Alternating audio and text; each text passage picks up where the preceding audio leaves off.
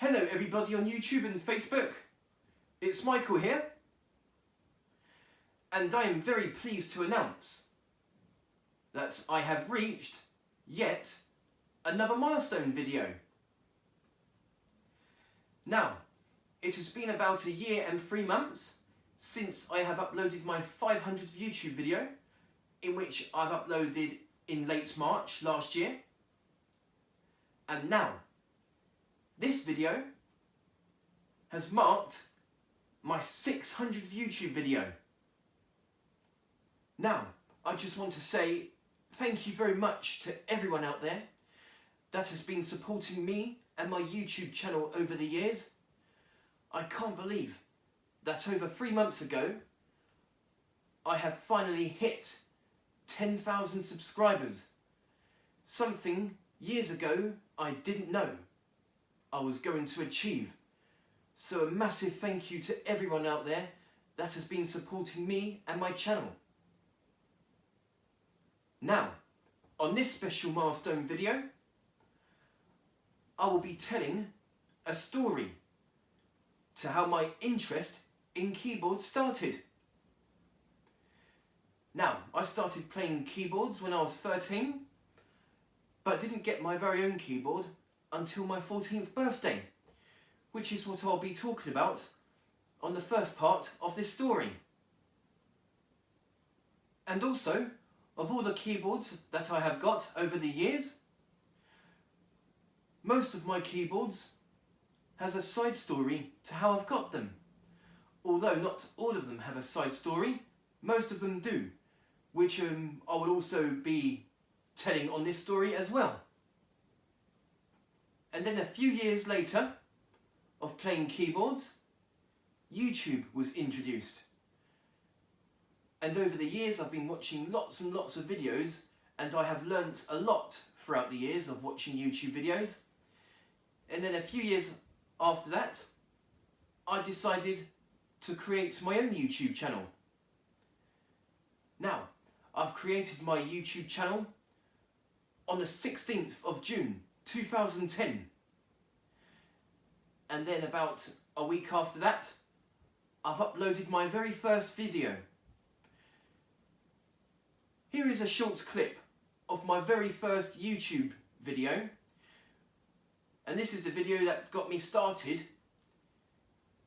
of lots more videos over the years. So this short clip of my first YouTube video is what got me started in making lots more videos over the years. So that was 10 years ago since I've uploaded my first video on YouTube and creating my YouTube channel. So this video is going to be celebrating 10 years on YouTube. So now, here is my 600th YouTube video, celebrating 10 years on YouTube and 10,000 plus subscribers. My story to how my interest in keyboards started. Thank you very much for watching, and hope you enjoy.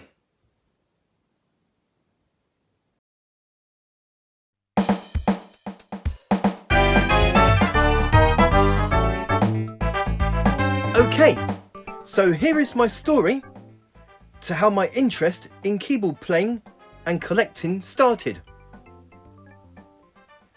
Before I even started playing keyboard myself, I remember back when I was 7 or 8 years old, my sister got an old organ for Christmas my dad found cheap at a market one day. It was quite a big organ with 2 key beds like most organs have. It also had the bass foot pedals to play the bass notes with your feet. I can't remember if it was a Yamaha or some other brand. My sister didn't take lessons or anything, and she didn't take upon future playing. I used to play on the organ every now and then. I was only small back then, my feet couldn't reach the foot pedals while sitting down. Even though it was fun to play on the organ, and I only played on it very rarely, I didn't take a real interest of properly playing an instrument yet. But it all started way back in October 2001. I was 13 years old at the time, and I used to occasionally go round a friend's house who I knew from school. One Saturday, when I went around my friend's house, he was playing a little keyboard. It was one of the Yamaha PSS keyboards, but I can't remember exactly what model it was. It was probably one of the models that I have now in my collection. So he was playing on it, and afterwards I had a play on it, even though I knew absolutely nothing to play at the time, and I also didn't have a keyboard of my own yet. I was just playing about with a few sounds and rhythm styles, but I suddenly started developing an interest in keyboard playing. So, after that day, when I started taking an interest in keyboard playing, nearly every time I went around my friend's house, I used to always play on his keyboard, playing with the sounds and rhythm styles. About 2 months later, it was the end of the year 2001, and thus began the year 2002. And on one weekend, when I went around my friend's house, before I left at the end of that day, I was a little hesitant at the time, but I asked him if I could borrow the keyboard to play at home. Luckily, he said yes. So I had a temporary keyboard for a week in which I had a lot of fun playing at home, and I played on it every day. A week has passed, and I reluctantly gave him back his keyboard, but I have really enjoyed playing it during the week of loaning it. So after giving my friend back his keyboard, I knew exactly what I wanted for my 14th birthday, which was 3 months away back then. In the meantime, I just stuck to playing keyboards at school whenever I can. But a little over 2 months later, in March, in which my 14th birthday was also very close and under a month away, I had an inset day one Monday, so I didn't have to go to school. And my dad took me to town, in which he showed me a music shop I have never heard of, and that was Bonner's. Bonner's at the time was only a little music shop, but now it is a superstore with 3 different shops. One in Eastbourne, one at Reigate in Surrey, and one in Milton Keynes, which is also our warehouse to store most of our stock. But back when I went into Bonner's for the first time, I stopped and had a look around. And I was in heaven. And there were many different keyboards on display that were powered on to have a play on them. So for about an hour, I had a play on many different keyboards. Some that were very expensive for me and very complicated to use for me at the time. There were many keyboards at Bonner's, ranging from beginners keyboards, entry-level keyboards, mid-range keyboards, all the way up to the top of the range keyboards. But there was a few keyboards that I took interest in and wanted to start off with, in which will be my very first keyboard. I know a mid-range or a top of the range keyboard wouldn't be ideal to start off with, as they were expensive and wouldn't be user-friendly for a beginner such as myself back then. So ever since I saw Bonner's for the very first time, I used to go in there sometimes and play on all sorts of different keyboards. And then about a week later, after my dad took me to Bonner's for the first time, he bought a keyboard, but I still didn't have my very own keyboard yet. My dad bought a Yamaha PSR-170, which I have had lots of fun playing on, but as it was more of a higher ranged keyboard, I didn't know how to use many of its features. But I knew how to select different sounds and accompaniment styles. I now have one of those keyboards in my collection, in which I will be talking about later on in this story. Then over 2 weeks later, my 14th birthday has arrived. That day, I couldn't wait to get home from school. After I came home from school that day, my mum took me into Bonner's, and I have finally got my very first keyboard. That will get me started in keyboard playing and will be a hobby I will have for many years to come. My first keyboard was the Yamaha PSR-170, which was a perfect keyboard for me back then, as I was just a beginner. This keyboard will always be a major part of my keyboard playing history, as I have started off with this keyboard and have learned a lot on it too. I still have this keyboard today, and it will always remind me of what I started off with. My hobby will also take me to many more different interesting keyboards over the years, in which I also start developing an interest of collecting all sorts of different keyboards and learning about all kinds of history of different keyboards, such as vintage keyboards and synths, Yamaha's and Casio's small keyboards from the 80s, Yamaha's first ever portable keyboard, Yamaha's first full-size keyboard, iconic synths such as the Yamaha DX7, and much, much more. Go!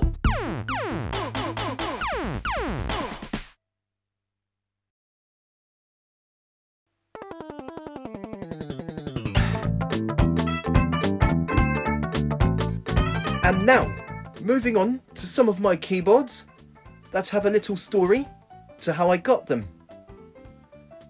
Although not all my keyboards in my collection have a story to how I got them, but most of them do.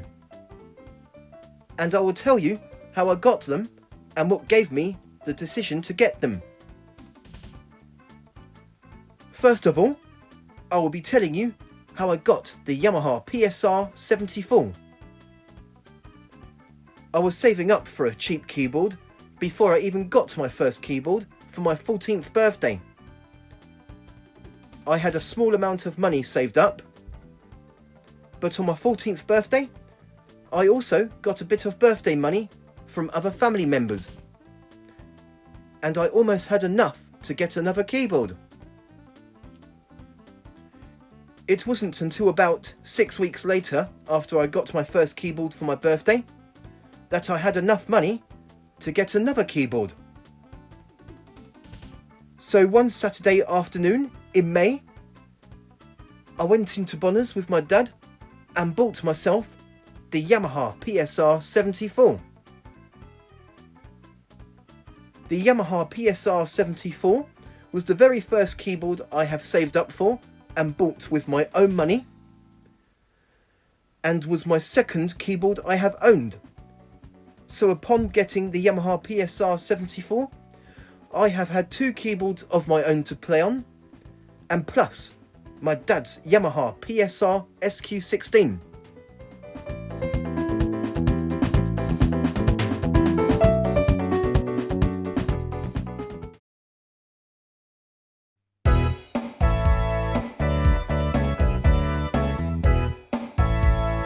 So, I have had 2 keyboards of my own for a few months, and my dad took back his Yamaha PSR SQ16 due to an intermittent fault in September 2002. I was quite upset to see it go, as I really enjoyed playing that keyboard. On the same month my dad took his keyboard back, I started saving up for another keyboard. The keyboard I was originally saving up for was the Yamaha PSR-280, but it later became the Yamaha PSR GX76 I ended up getting. So I started saving up in mid-September 2002, and my mum used to give me some money every week to get food from the tuck shop at school. But instead, I used to put the money away towards a Yamaha PSR-280. A month has passed, and I was getting more and more money saved up, but I was still quite a way on being able to get the money for the keyboard. And then on the second week of November 2002, my dad helped me raise some money for the keyboard by letting me have some of my Christmas money early. He went into Bonners that weekend to reserve the keyboard for me. But it wasn't the keyboard I was originally saving up for. It was the Yamaha PSR-GX76 he reserved instead.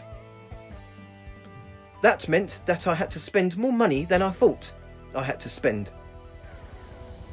But luckily, it was an ex-demo keyboard, so it didn't cost as much as a brand new PSR-GX76. In fact, it was over £100 cheaper than the retail price of £299 for a brand new Yamaha PSR-GX76.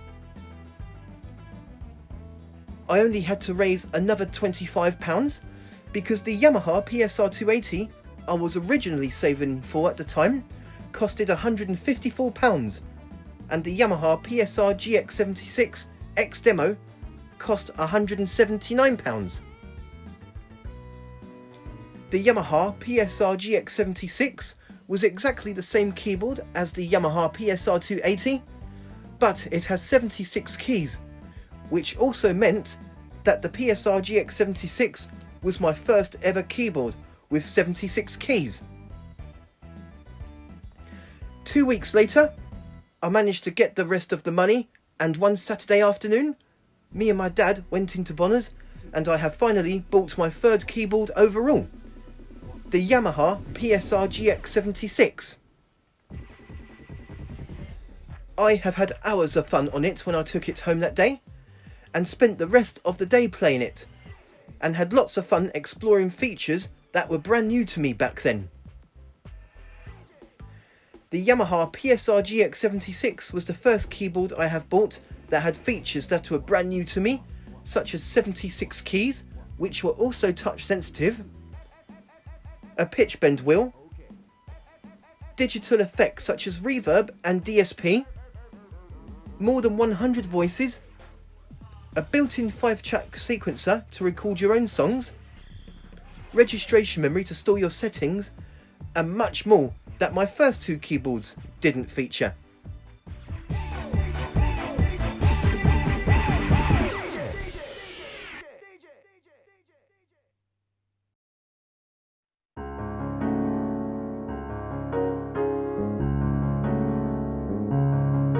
So, I've had the Yamaha PSR-GX76 for a little under a month, and I've already went and got myself my fourth keyboard overall, the Yamaha PSR-290. A little over a week after I got the Yamaha PSR-GX76, the month of December has arrived. And every year in December, I used to go around carol singing on people's doors to make money to get my family Christmas presents, and to also treat myself with something as well. So after about 2 weeks of carol singing, I've managed to get enough money to get the Yamaha PSR-290. I managed to get enough money fairly quickly, as I used to stay out carol singing for about 2 to 3 hours a night. I didn't do it every night, but I did it most nights. But I never gave up on it, and I used to come back home afterwards with a decent amount of money. Then one Tuesday evening after school, my mum picked me up from school. She took me to Bonner's, which at the time was exactly a week before Christmas, and I got myself the Yamaha PSR-290. I got it cheaper than the normal price because it was ex-demo stock. A new one would have cost £179, but an ex-demo model PSR-290 only cost £145. So I saved a bit of money by getting an ex-demo keyboard and not a brand new one. I couldn't wait to get home and play it, and that was all I did that evening when I took it home.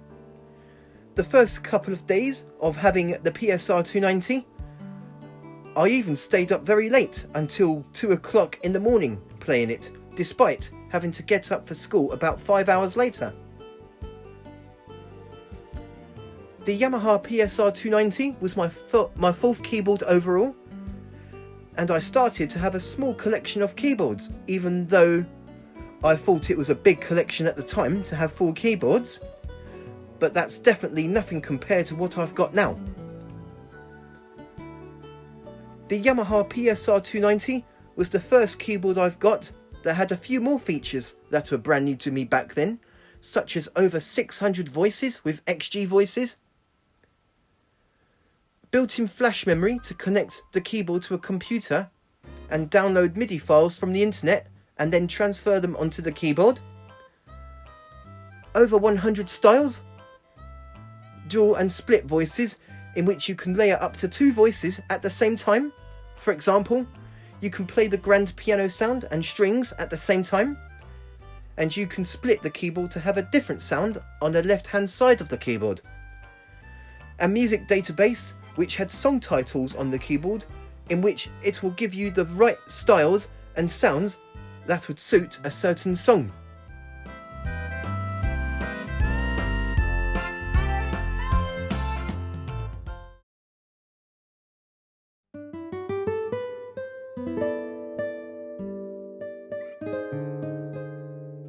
Nearly 1 year has passed since I got the Yamaha PSR-290, and I managed to get myself my first ever high-ranged keyboard, the Yamaha PSR-9000.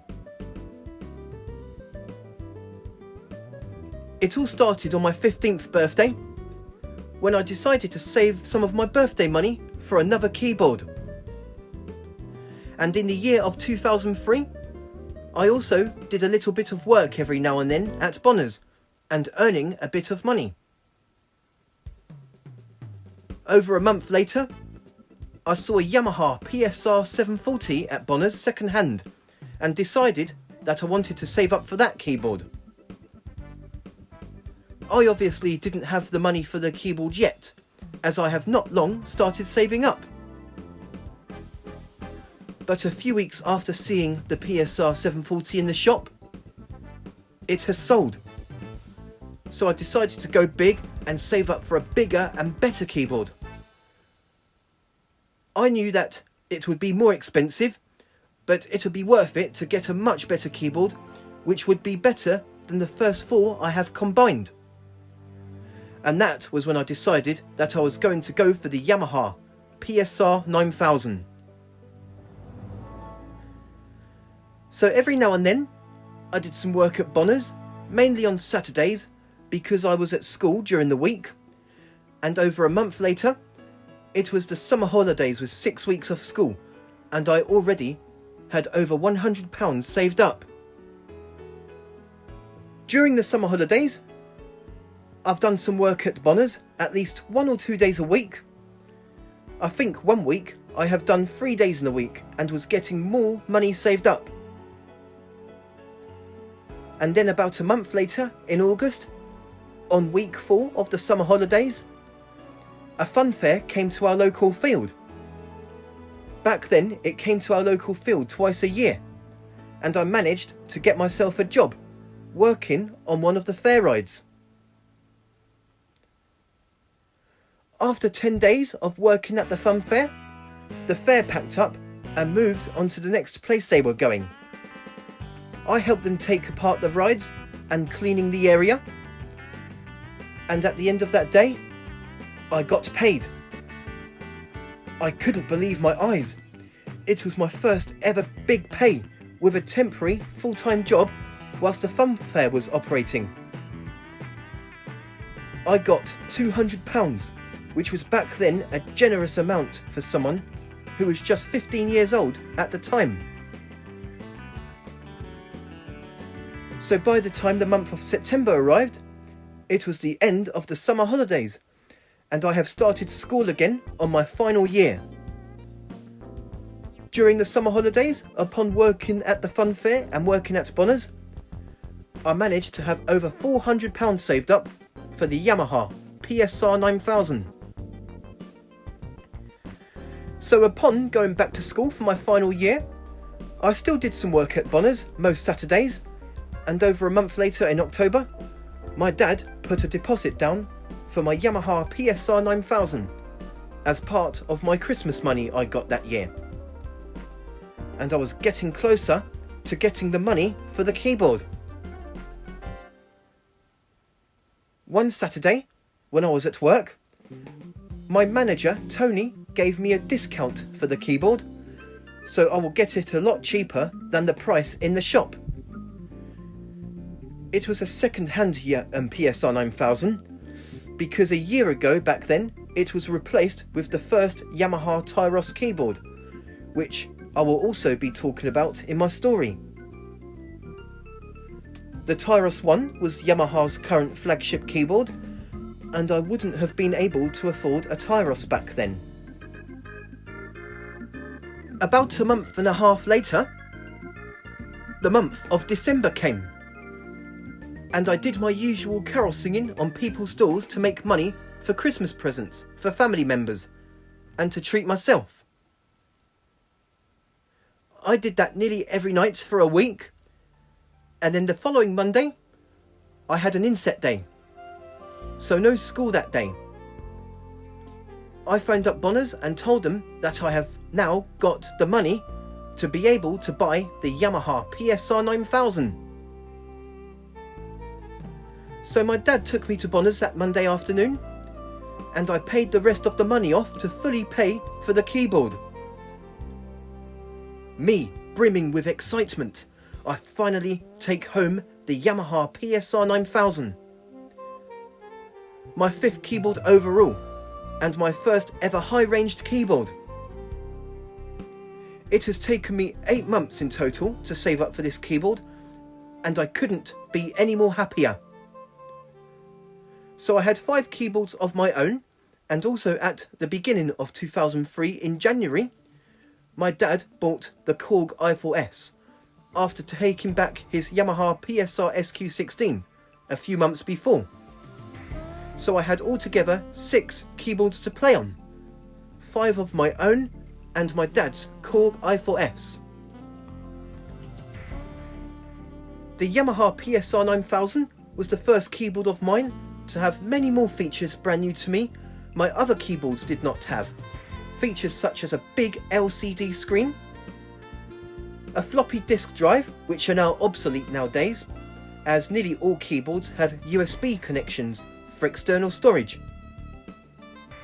vocal harmony with a microphone input, multipads with multipad creator, style creator to create your own styles, but I had absolutely no idea how to do that back then, being able to load styles and MIDI files directly via floppy disk, mixing console to alter the sounds and styles parts volume, to revoice style parts and changing the reverb and DSP effects for different parts, digital equalizer, and many more features that it would take me forever for me to mention them all.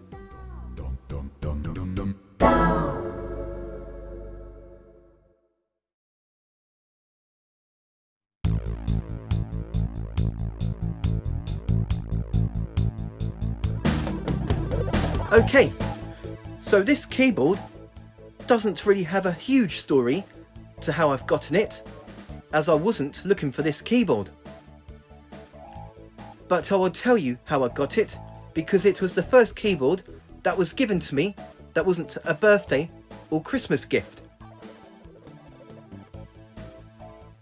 It was back in October 2004, and I was at work as I had a day off college.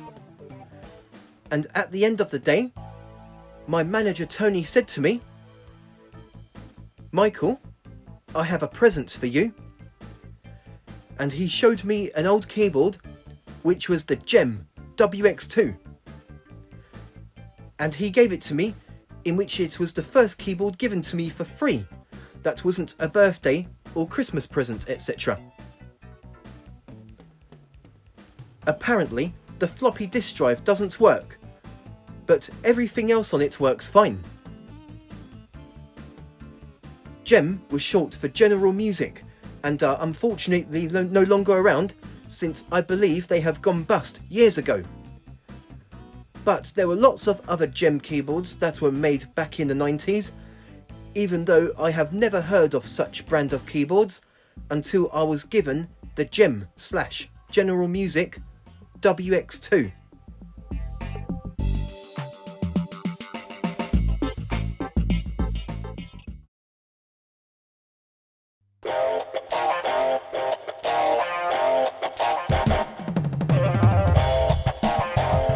Okay, so this is another keyboard that doesn't have a huge story to how I got it, but I thought I'd talk about this keyboard as it was my first ever Casio keyboard.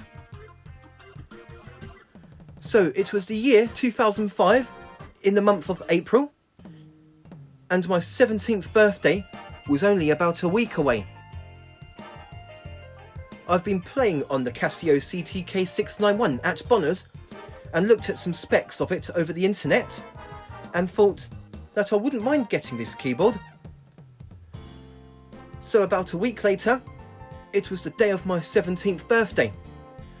I have got some birthday money in which I have used to get the Casio CTK691. My dad took me to Bonner's later that day and I picked up the keyboard.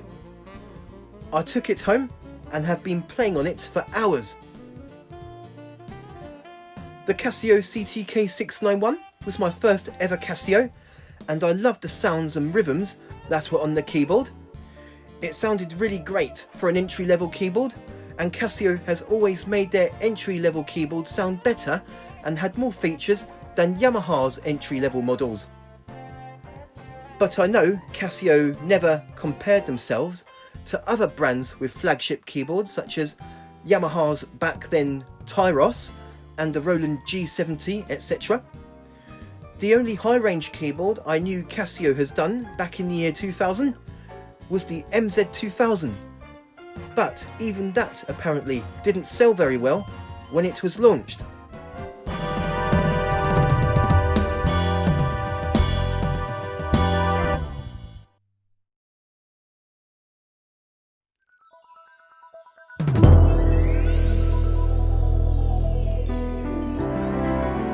It has been over 6 weeks after I got the Casio CTK691 and I decided to go and save up for the Yamaha Tyros. I haven't done any videos of the original Tyros, so there will be pictures of my past gigs using that keyboard. I no longer have the Tyros because I sold it back in July 2016. It all started in May 2005.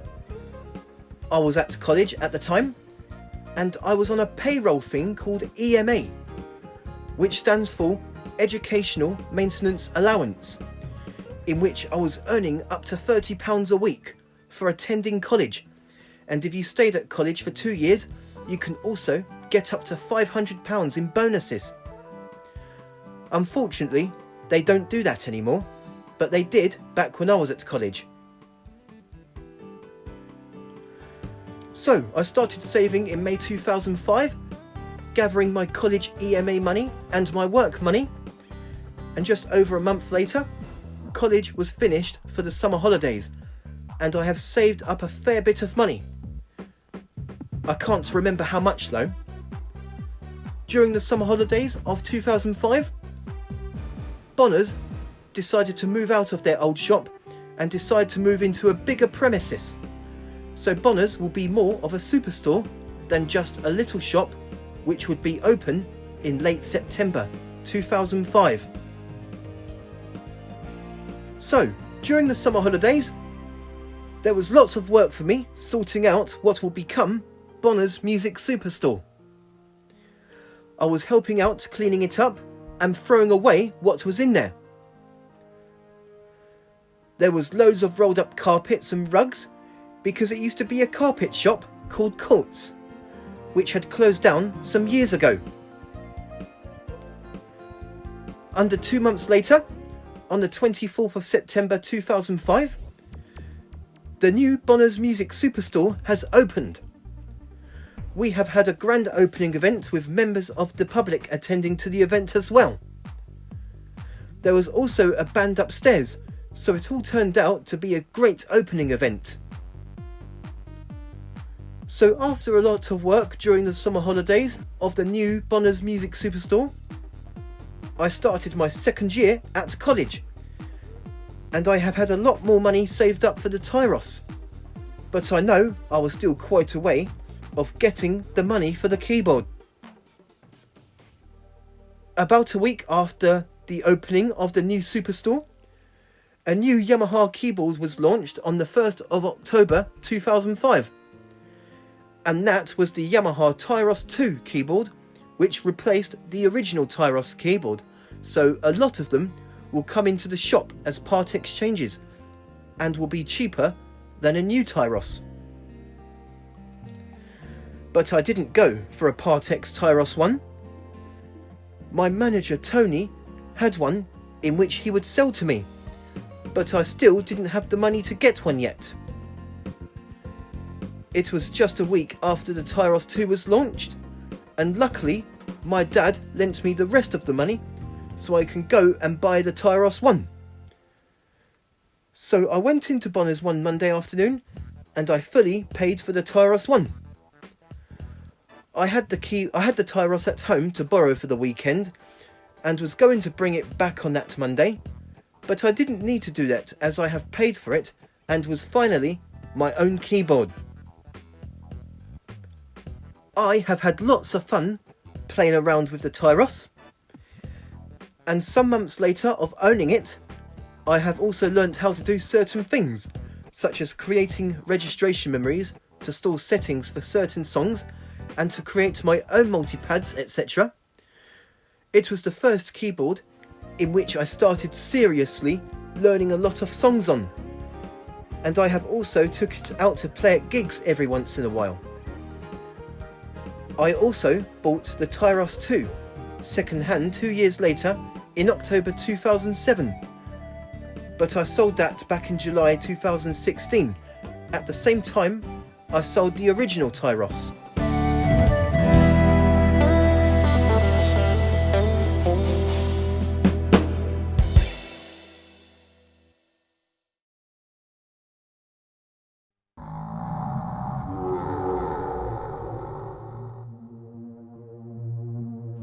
So, I have had the Yamaha Tyros 1 for a little over 2 months, and I have bought a Yamaha DJX back in December 2005, which is also known as the PSR-D1. It all started back in late August 2005, before I got the Yamaha Tyros. I saw a Yamaha DJX at Bonner's at our other shop at Portslade in Brighton when we used to have a shop there. We no longer have a shop there as my manager decided to close it. He has closed it under a year after the Superstore was opened, as customers were going to that shop a lot more than the Portslade shop. So I have found the Yamaha DJX at our other shop back in August 2005, but I didn't get it yet. But when I went into the shop whilst I was working back in December 2005, it was still there, so I decided to get it. When I took it home that night, I have had hours of fun on it. It was the first keyboard I got that was a lot different to my other keyboards, as this keyboard was more aimed at dance music and other genres of dance such as trance, house, techno, drum and bass, rave and other genres related to dance music. And although it marked my 9th keyboard at the time, it also marked my 10th keyboard at home, as I have had 9 keyboards of my own at the time, and my dad had the Korg i4S, so it totals to 10 keyboards at home.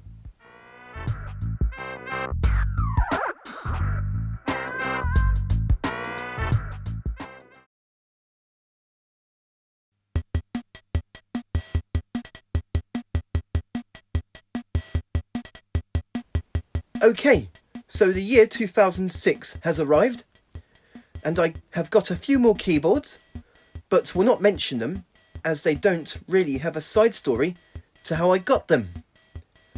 And I also own my dad's Korg i4S, as he sold it on to me because he wasn't using it.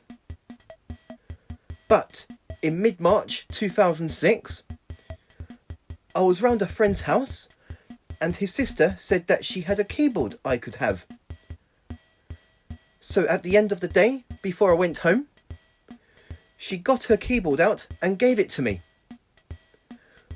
I couldn't believe it, as I have never seen this kind of keyboard before. It was the Yamaha MK100 Portasound. It was the first keyboard I owned to be a small keyboard and a keyboard from the early to mid 80s. It was my 14th keyboard overall.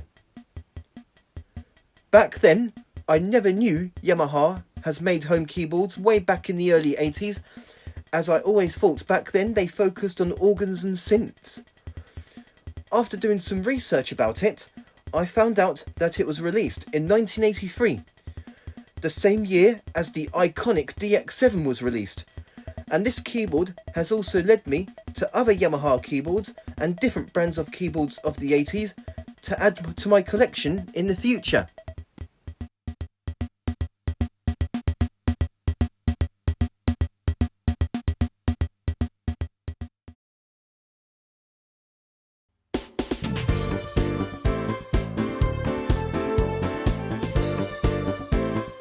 It was November 2006 and I was given the Yamaha PSR-7000. But I also got a Yamaha PSR-630 in October 2006, which was months after I got the Yamaha MK100. But again, we'll not be talking about it, as there's no side story to how I got it. I no longer have the PSR-630, as I have sold it back in 2017.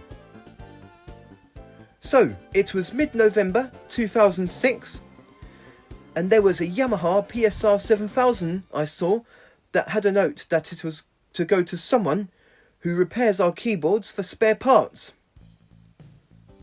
What happened to the keyboard is that someone left it next to a heater overnight, which has melted the right corner of the keyboard, which also caused the floppy disk drive not to work either, as the floppy drive was right next to the corner that was melted due to being left next to a heater overnight. The next day, my manager Tony asked me if I had a PSR-7000. I said no, and then he said to me that I can have it. So I now have the Yamaha PSR-7000. Even though the right side corner of the keyboard was melted and the floppy disk drive was not working, everything else on this keyboard works perfectly and was a nice addition to my kit collection, which was gradually expanding.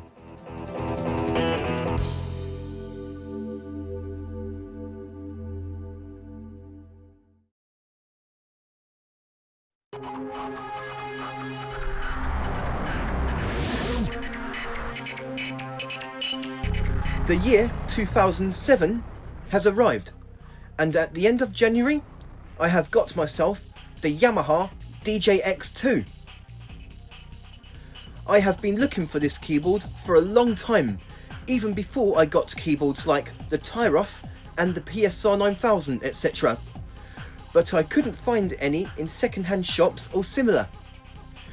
I still haven't to this very day found one in person in any shop ever since I saw them in Bonner's back in the year 2002, when I went in there for the first time.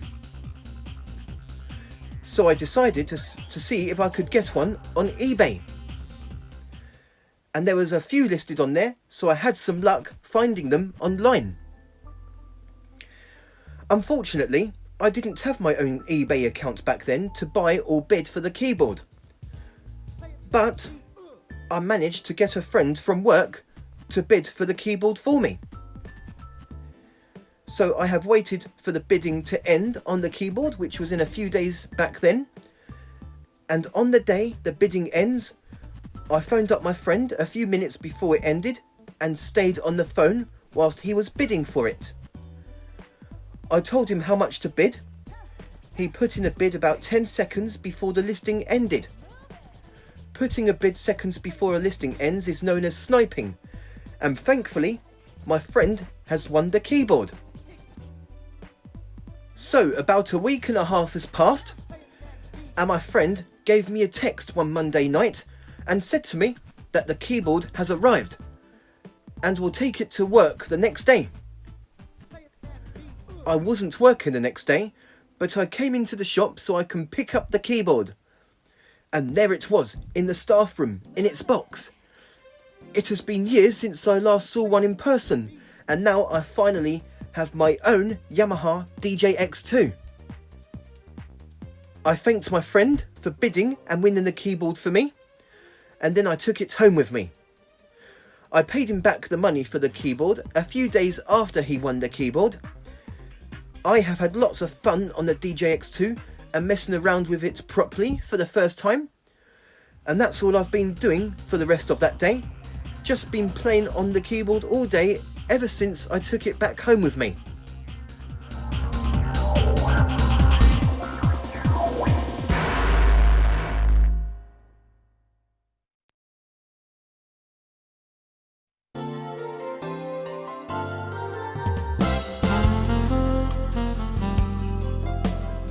Okay, so I have got 2 more keyboards since getting the Yamaha DJX-II. One of them being my 20th keyboard, but both of them don't have a side story to how I got them, so I won't be talking about them. But in early September 2007, a Yamaha PSR-170 came into Bonner's second hand. A couple of days later, I saw that it wasn't on display, so I picked the right time to decide to get it before someone else does. One Saturday afternoon, I went into Bonner's and got the keyboard, which marked my 21st keyboard overall. Luckily, it still wasn't on display, as it has been in the shop for a few days and someone else could have got it. So I have paid for the keyboard, but the very last key didn't work, so I didn't take it home straight away. It has been taken to someone who repairs keyboards for Bonner's. Over 2 weeks later, the key has been fixed and my dad picked up the keyboard for me whilst I was at home. When he came back, I got it out the car and took it inside. Then I started playing around on it and started exploring the keyboard sounds and styles. I have had hours of fun going through the sounds and styles. I especially love the dance styles of this keyboard. The PSR-8000 was released in 1997. It sounded great back then, and it still sounds good even today. It was the first of the Yamaha home keyboards to have features such as sweet voices, which were mainly for wind instruments such as the flute, saxophone and trumpet sounds. It was also the first Yamaha home keyboard to feature vocal harmony, XG voices, and this keyboard was a huge difference of sound quality compared to the previous model, the PSR-7000, and in my opinion was the first of the Yamaha home keyboards in which Yamaha keyboards started to sound good. I still use my PSR-8000 now, in which I use it to remix some old Nintendo and Sega games music, mainly NES and Sega Master System games music, using the onboard dance styles.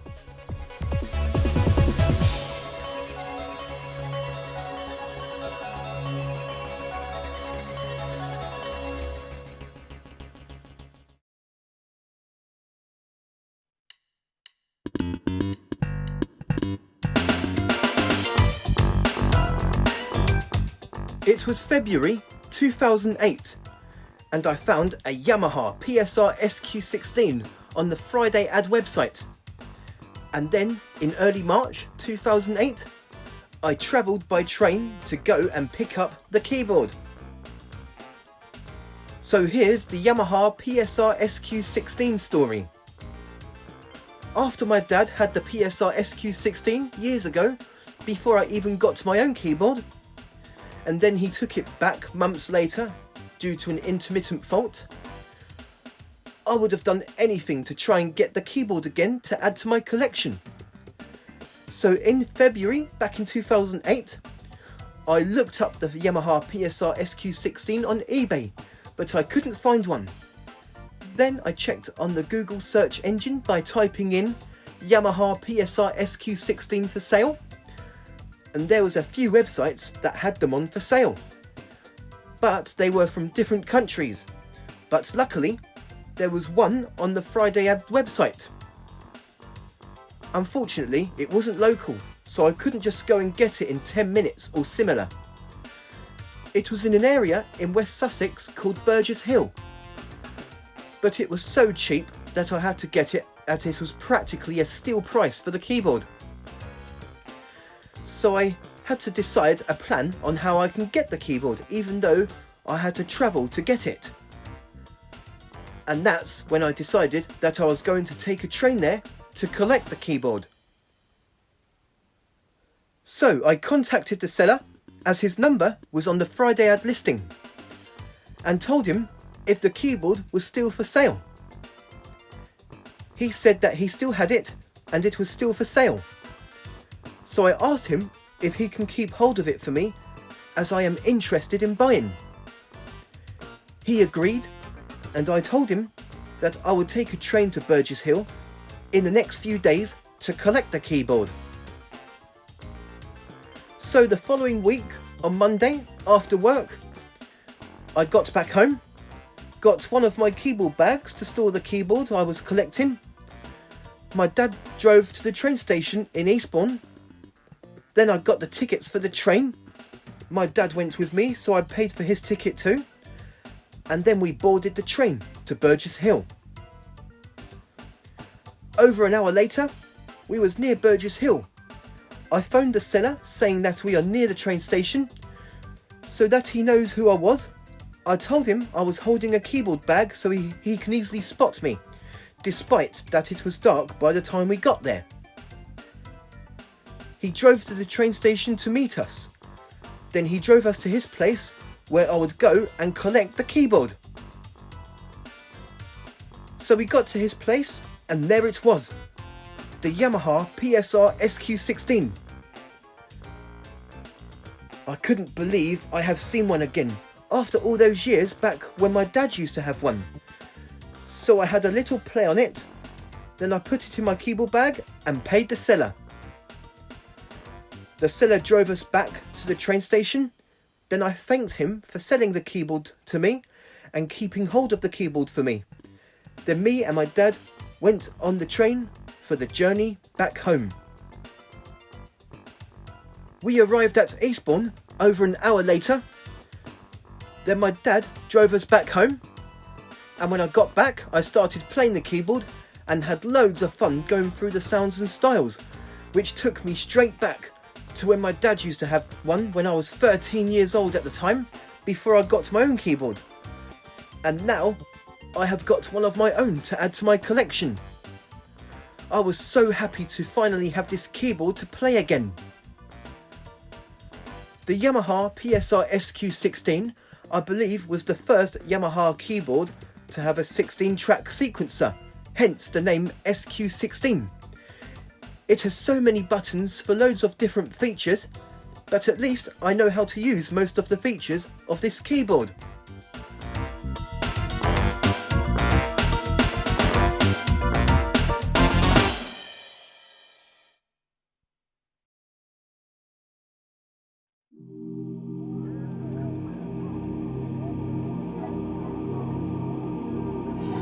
It was August 2008 when I got my first synthesizer.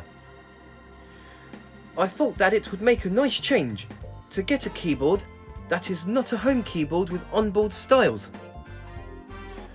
I didn't really get any more home keyboards in 2008. The only one that was added to my collection was the Yamaha PSR-SQ16 I got earlier that year. I also got the Yamaha PSR-E413 that year in June, but that one didn't count as adding another keyboard to my collection, because I part exchanged my Yamaha PSR-E403 I got back in April 2007. Then in 2014 I sold my PSR-E413 to get the PSR-E443, and then in 2018 I sold that keyboard to get the PSR EW410, in which I now currently have. It was the 3rd week of August 2008, and I took an interest in the Korg TR when I was playing it at Bonner's one day. For a couple of days I was having a think of whether I should buy the synthesizer or not.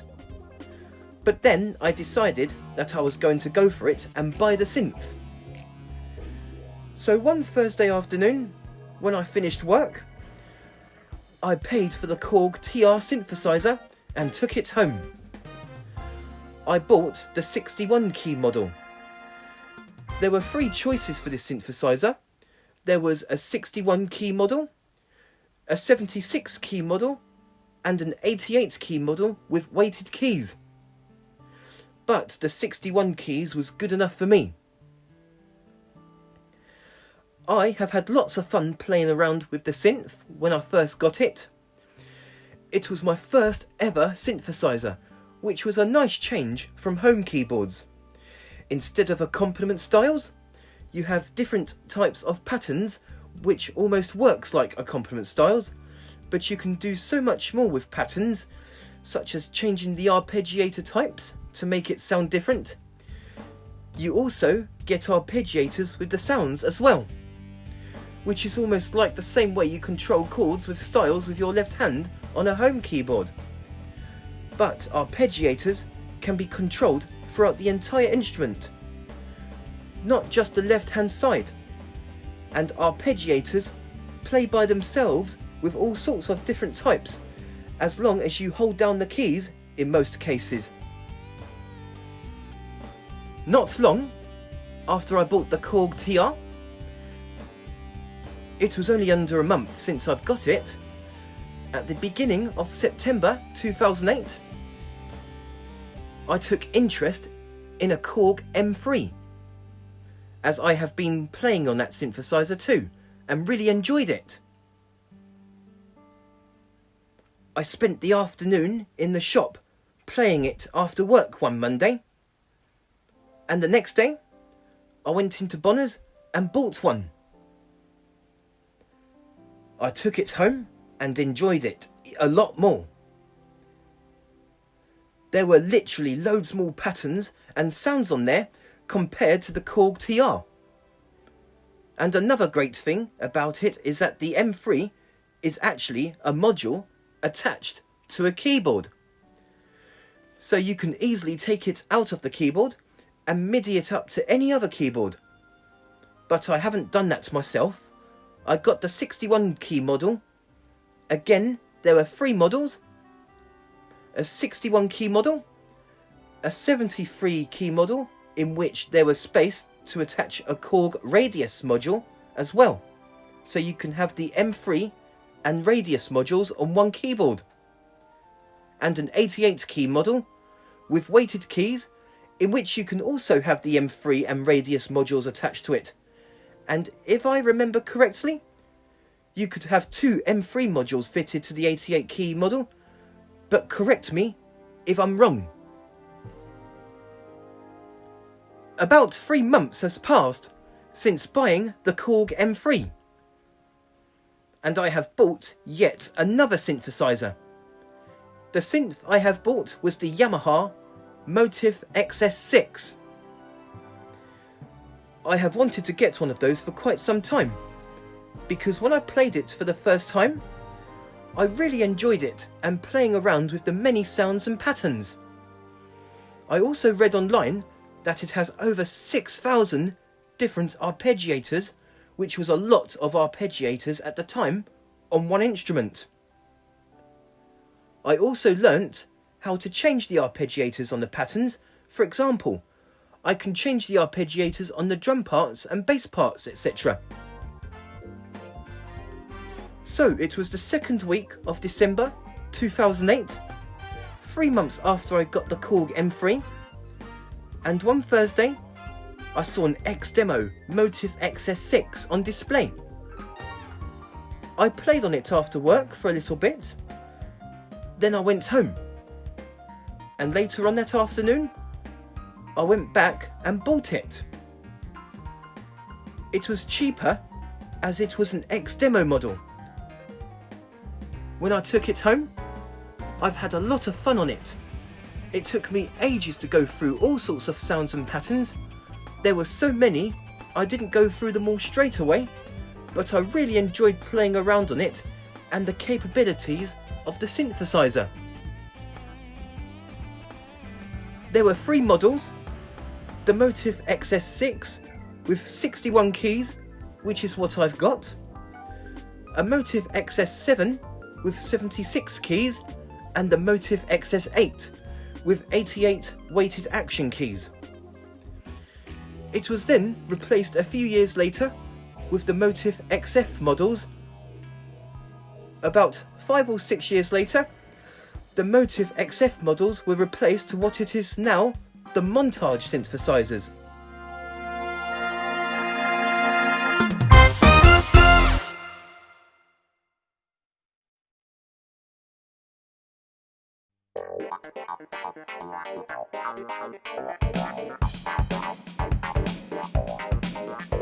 The year of 2009 has arrived, and that year I have got many more keyboards, all of which are older keyboards from the 80s and 90s. I've even started collecting some of the small Yamaha Portasound keyboards. I have got 18 more keyboards during the year 2009. A few of the keyboards do have a little story to how I've got them, but I will tell you which ones I've got that year, and in the order of the first to the very last one I've got in 2009. The first one I've got in January 2009. I was given this keyboard from work, and is the only one that was newer than the other keyboards I have got that year. The keyboard I was given was the Technics SX-KN2600, released in 2003, which was the newest keyboard I've got that year, as all my other keyboards I got that year were from the 80s and 90s. The Technics SX-KN2600 was the last keyboard Technics has made, along with the SX-KN2400. They have made no more keyboards after those 2 models. I was given this keyboard because the parts that hold the music rest was broken off, probably due to being dropped by someone. I was asked to throw it away at first, but I've checked the keyboard and it all worked fine, except for the part of the casing that holds the music rest being broken off. So I was told that I could have it. Over 3 months later, in mid-April, I have acquired a Yamaha PSR-3. A little story to how I've got it. I was at work one Wednesday, and during the morning I was throwing some cardboard boxes away, and there it was, in the bin outside the back and all in one piece. I took it out of the bin. I've tested it to see if it all works, and everything worked just great. So I gave the keyboard another chance in life and decided to take it home with me. I couldn't believe that someone would throw away a perfectly working keyboard. I know the keyboard is old and not really worth much, but I myself wouldn't throw away a working keyboard, but at least I found it in time and I gave it a home. I used to have 2 of these keyboards, another freebie I got in 2012, but I sold it back in 2014. About a week later, after I have found the Yamaha PSR-3, I have bought another old Yamaha. It was another keyboard that I've wanted to add to my collection. The keyboard I have bought was the Yamaha PSR-500, which I have found locally. How I have got it was that an elderly lady came into Bonner's one Thursday afternoon and asked my manager Tony if he would give her any money for the keyboard. As it was an old keyboard, there wasn't really any value for the keyboard, so she wouldn't have got any money for it. but he said to her that he knows someone that collects keyboards, that would be myself, and might be interested in buying it. So later that afternoon, he phoned me and gave me the lady's number. I phoned her afterwards and told her that I was interested. So later that day, my dad took me to her place, and I have bought the Yamaha PSR-500. About 2 weeks later, in May, I saw a Yamaha PSS-680 on eBay and decided after watching some videos of the keyboard that I was going to see if I can win the keyboard. So I have kept an eye on the keyboard on eBay, and on the day bidding ends on the keyboard, I put in a bid for the keyboard seconds before it ended, and thankfully I have won the keyboard. A week has passed and the keyboard arrived to me. It was my first Yamaha PSS keyboard, and I had fun playing around with the FM sounds and styles. There was a problem though. Some of the drum pads didn't work. So I emailed the seller and he said that he had another one. So he sent it to me and it arrived 2 weeks later. He still let me keep the first one, so I had two PSS-680 keyboards. I now only have one PSS-680 as I have sold one of them back in 2017.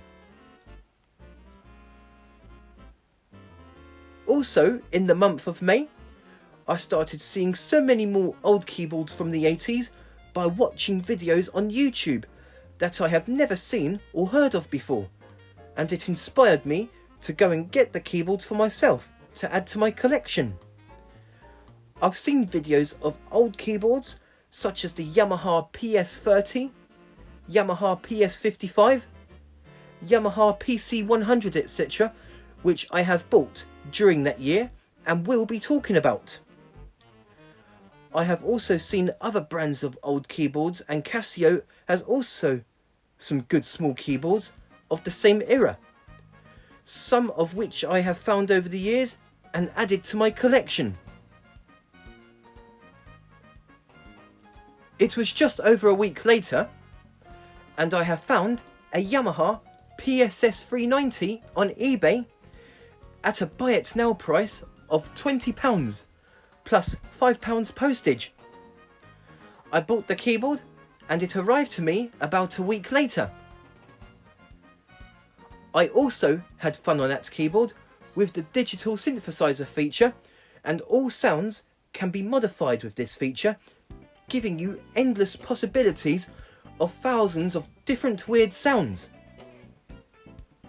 The PSS-680 also has this feature, but you can store up to 5 of your custom sounds. You couldn't save sounds as custom sounds on the PSS-390. About a week after getting the PSS-390, I found a Yamaha PSR-520 on eBay I took interest in. I waited for the bidding to end and put in a bid seconds before the listing ended, and I have once again won the keyboard. It has arrived to me a few days later, and I enjoyed playing on it and exploring the keyboard sounds and features.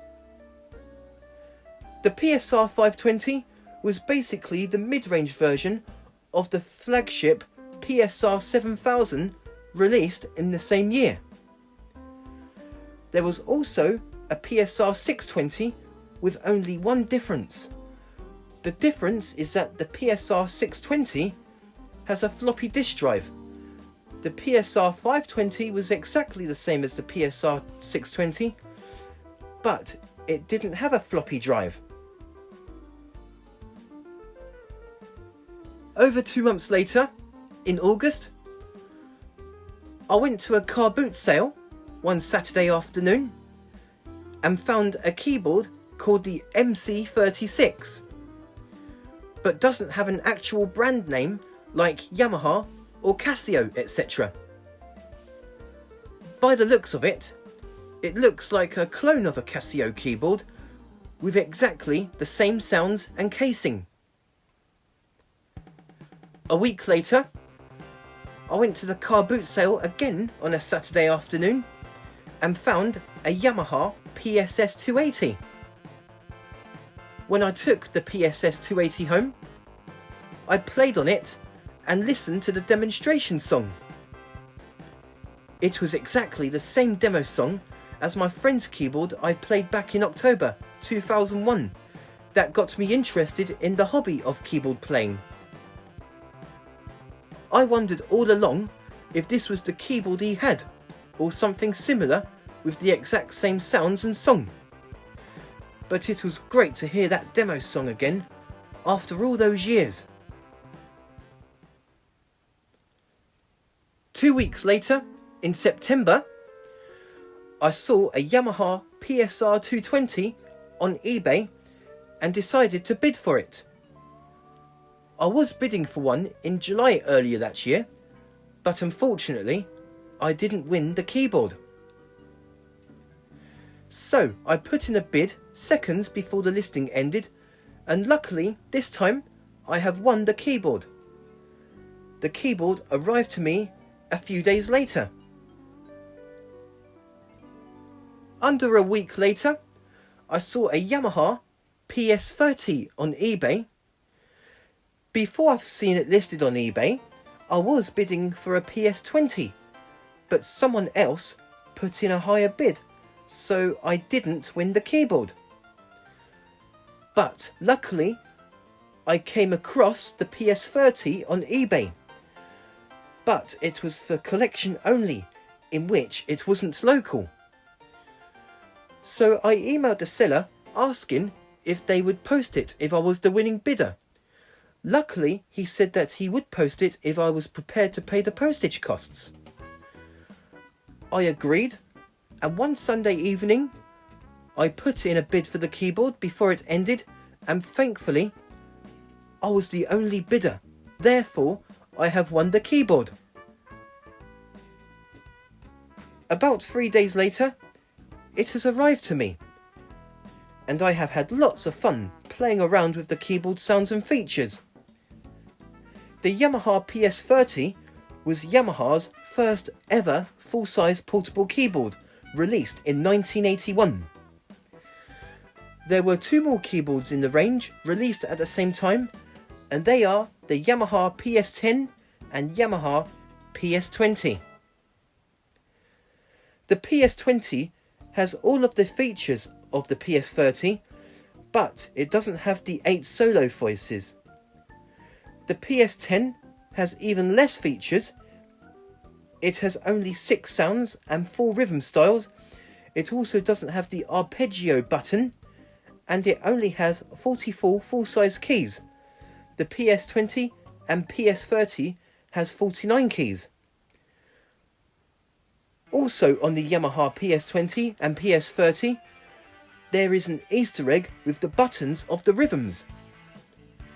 Out of the 8 rhythm styles there are on both keyboards, there are 22 additional rhythm combinations selectable by simply pressing multiple rhythm buttons simultaneously. About 2 days after I won the Yamaha PS30, I found a cheap Yamaha PS55 on eBay at a buy it now price, which I have bought immediately after I saw the listing. It arrived to me 2 days later on exactly the same day my PS30 arrived to me. But it was damaged. It was probably damaged in transit, so I had to find another PS55. Luckily, I have found another one in which the bidding was going to end in exactly 1 day. The next day, I put in a bid and won the keyboard. It arrived to me about 5 days later, not damaged this time.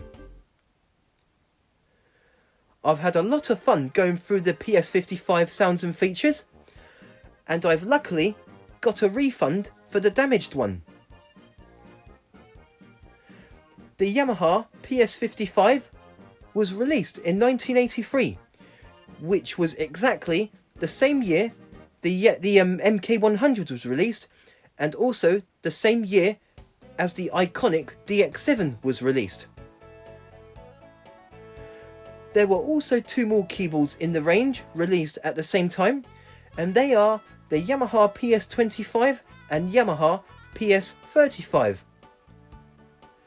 The PS35 has got nearly all the features of the PS55, but it doesn't have as many sounds and it doesn't have the solo sounds. The PS25 has even less features. It only has 10 sounds and 10 rhythm styles. It doesn't have stereo speakers, just one speaker on the left, and it doesn't have the chorus and tremolo effects. It was nearly the end of September, and I have got one more keyboard that month. About a week after I got the Yamaha PS55, I was given a Technics KN800 from work. I think part of the casing on the right hand corner was broken, probably due to being dropped, but everything else works fine on the keyboard, so I was given the keyboard and was the last keyboard I got during the month of September that year. 6 weeks later, in mid-November, I have got a Yamaha PSR-78 that I have found on eBay. I found the PSR-78 on eBay, but it was a collection only listing. I have emailed the seller asking that if they would post the keyboard. The seller replied and said that they would post it if I paid the postage costs. I agreed, and after that I have bought the keyboard. It arrived to me a few days later, and it marked my 40th keyboard in my collection. So my keyboards collection was growing more and more over time. About a week later, after getting the PSR-78, I have found a Yamaha PSS-470 and a Yamaha PS3 at the same time on eBay. But they didn't end at the same time. The keyboard to end first was the Yamaha PSS-470. I put in a bid seconds before the keyboard ended, and I have luckily won the keyboard. The keyboard arrived to me a few days later, and I had some fun playing around with the digital synthesizer feature, which was the main feature of this keyboard. There was another keyboard that looked exactly the same as the PSS-470, and that was the PSS-570. I have found and got the PSS-570 as well in late March 2010. There was a few differences between the Yamaha PSS-470 and PSS-570, both of which were released in 1987. The first noticeable difference is the drum sounds in the rhythm styles. The PSS-470 has analog drum sounds as heard on many keyboards of the early to mid 80s, and the PSS-570 has PCM drum sounds in which were very identical to the drum machines drum sounds of that era. The PSS-570 has two sliders in which you can change the sounds of the chord and bass when playing the rhythm styles. The PSS-470 did not have that feature, and the PSS-570 has 3 variations for the bass and chord parts of the rhythm styles, whilst the PSS-470 has 2 variations for each part. About a day after I won the Yamaha PSS-470, the Yamaha PS3 was ending on the next day. I have put in a bid for the PS3 before it ended, and again I have won the keyboard. The Yamaha PS3 arrived to me a day after the PSS-470 arrived to me, and I was happy to have managed to get this keyboard, as this was Yamaha's first ever portable keyboard. I now have 3 of those keyboards. One I have got in a job lot of 10 keyboards in July 2011, which I will be talking about later on in this story, and another one I have got locally back in April 2016. The Yamaha PS3 Portasound was Yamaha's first ever portable keyboard, released in 1980. The PS3 has 44 mini-sized keys. It has 9 sounds and 4 rhythm styles with auto bass chord. There was also 2 more keyboards in the range released at the same time, and they were the Yamaha PS1 and Yamaha PS2. The PS2 has less features than the PS3. It has 37 mini-sized keys and 5 sounds, but the rhythm styles remain exactly the same as the PS3. And the PS1 has even less features than the PS2 and PS3. The PS1 only has 32 mini-sized keys and only 4 sounds. Although the rhythm styles remain exactly the same as the PS2 and PS3, the PS1 doesn't have auto bass chord, so you couldn't play chords with your left hand. All you got is the drums. And all 3 keyboards have their own hard carry case, and the PS1 was a white colour, whereas the PS2 and PS3 was a brown colour. About a week later, after I have bought the Yamaha PSR-170 and Yamaha PS3, I have come across a Yamaha PC-100 keyboard on eBay. I did see a Yamaha PC-100 on eBay before getting the PSR-170 and PS3. I was watching the keyboard on eBay, but when the bidding ended, it went for so much money I decided not to bid for it. I was hoping that I would find a cheaper one. But a week after that, I have seen another Yamaha PC-100 on eBay. It was a collection only and it wasn't local. So I emailed the seller asking them if they would post the keyboard to me if I was the winning bidder. They replied and they said that they would post the keyboard to me if I am prepared to pay the postage costs. I agreed, and during that week I was watching the keyboard on eBay, and luckily nobody was bidding on the keyboard, probably due to being a collection only listing. So on the day the listing of the keyboard ended on eBay, I have been watching it throughout the week, and on one Sunday evening the bidding was going to end on the keyboard, and I've put in a bid seconds before the listing ended, and thankfully once again I was the only bidder of the keyboard, therefore I have won the keyboard. A few days later, the Yamaha PC-100 arrived to me, and I have had lots of fun playing around with the keyboard sounds and rhythm styles. And there was also another great feature of this keyboard, and that was the play cards feature. The Yamaha PC-100 was released in 1982 and had a feature that was brand new to Yamaha back then, and that was the play cards. When the PC-100 was new, I think the keyboard did include some play cards with it, but you can also buy other play cards for the keyboard separately too. It was a fun and amazing feature. What you do is you swipe one of the play cards into the keyboard, just like you would swipe a credit card. Then the keyboard reads the play card's data, and you can listen to the songs from the play cards on the keyboard. You can also play along with the songs too, and that was the feature I have used most of all when I have got this keyboard. I used to have 3 of these keyboards.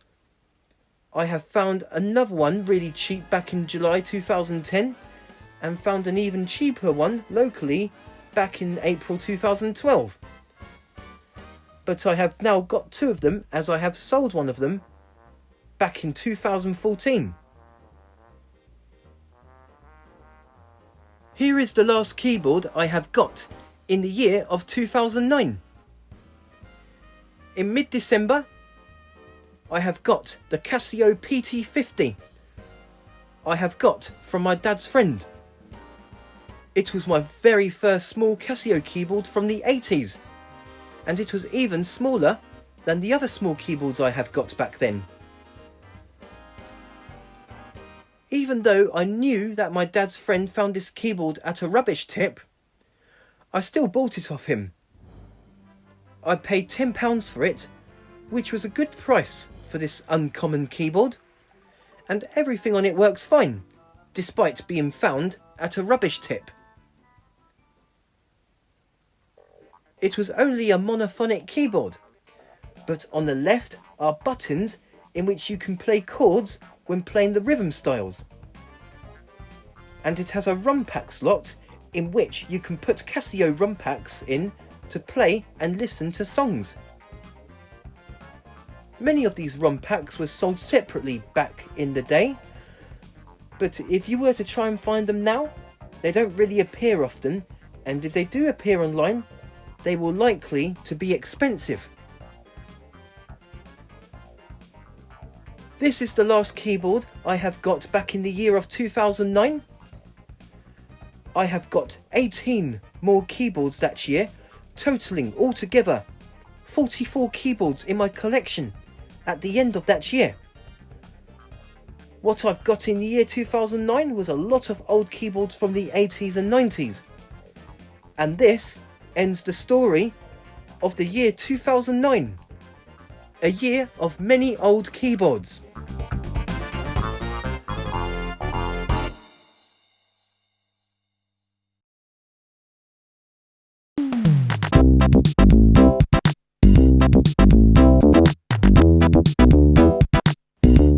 It was mid-January 2010, and I have found a Yamaha keyboard on eBay that I have never seen or heard of before, and that was the Yamaha PSR-6300. So I have found the keyboard on eBay one day. It was collection only and it wasn't local, but I was still interested in the keyboard, even though I've never seen it before and I haven't watched any videos of the keyboard.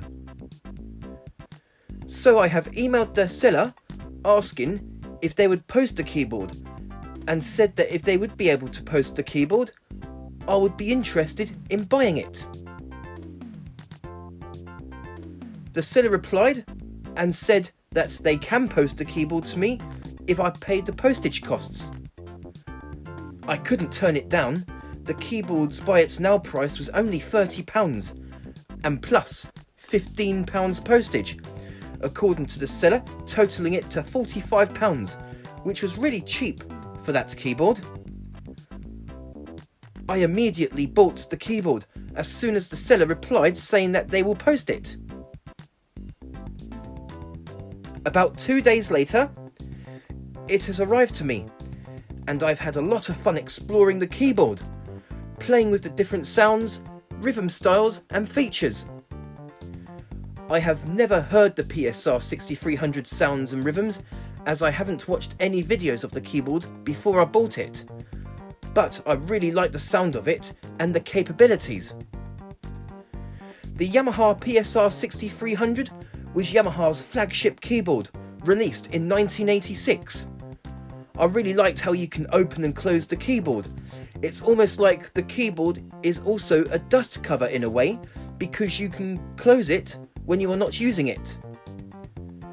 There was another keyboard released 2 years before this PSR-6300 in 1984, in which the casing design was exactly the same as this keyboard, and that was the Yamaha PS-6100, which I will be talking about later. But the Yamaha PSR-6300 was the first keyboard I got in the year 2010 and marked my 45th keyboard overall in my collection.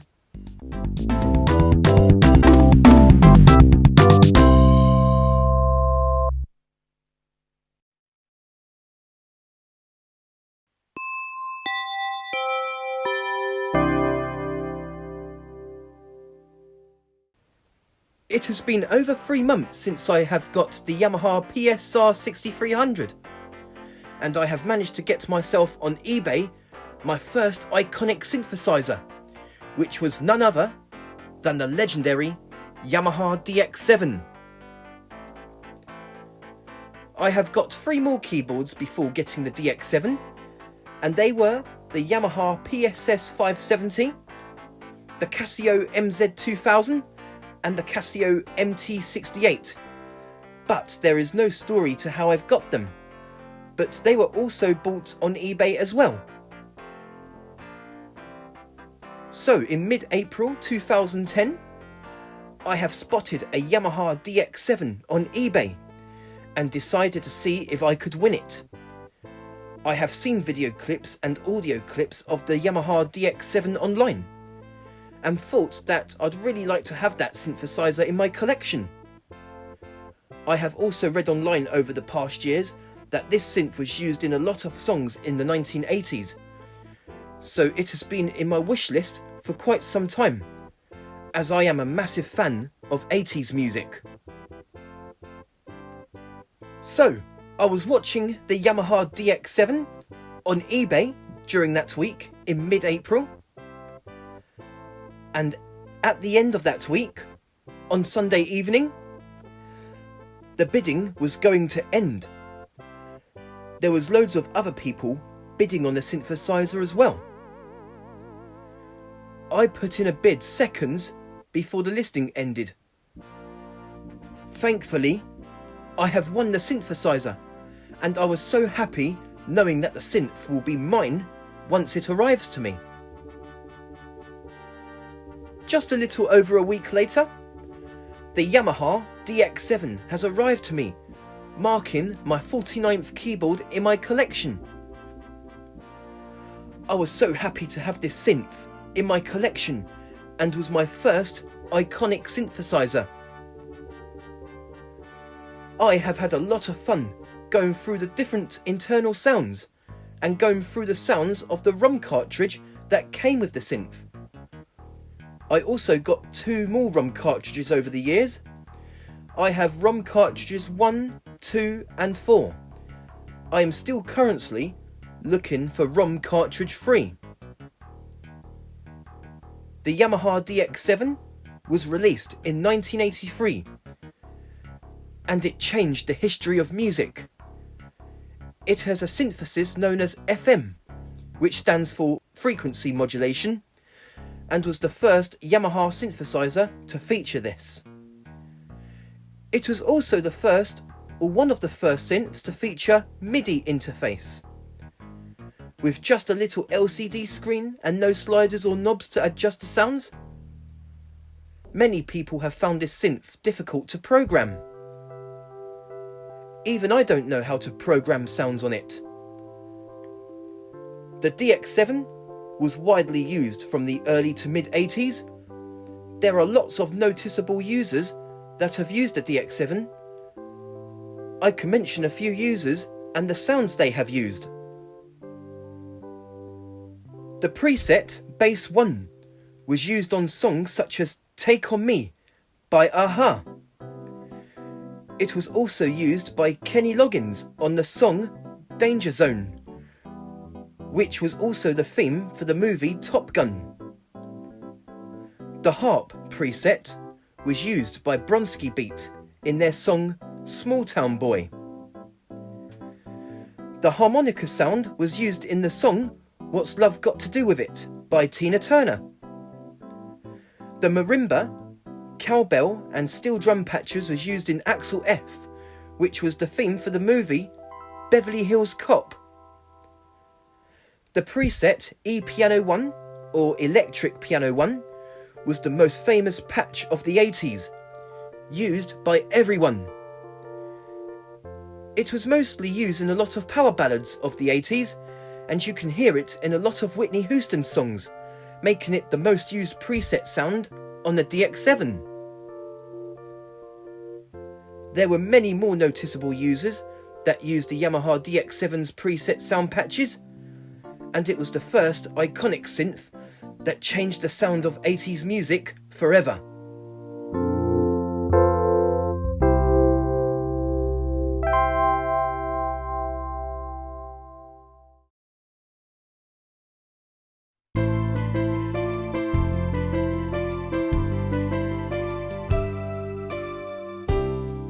So, here is the story to how my YouTube channel started. I first discovered YouTube back in 2006 when a friend sent me a link to a funny video on MSN Messenger. Ever since then, I have started watching all sorts of videos on YouTube. Over the years, I have been watching all sorts of categories of videos, such as funny humour videos, music videos, documentaries, gaming videos, keyboards videos, prank videos, nature videos, science videos, history videos, game show videos, and many more categories of videos. But the categories I was most interested in was music videos and keyboards videos.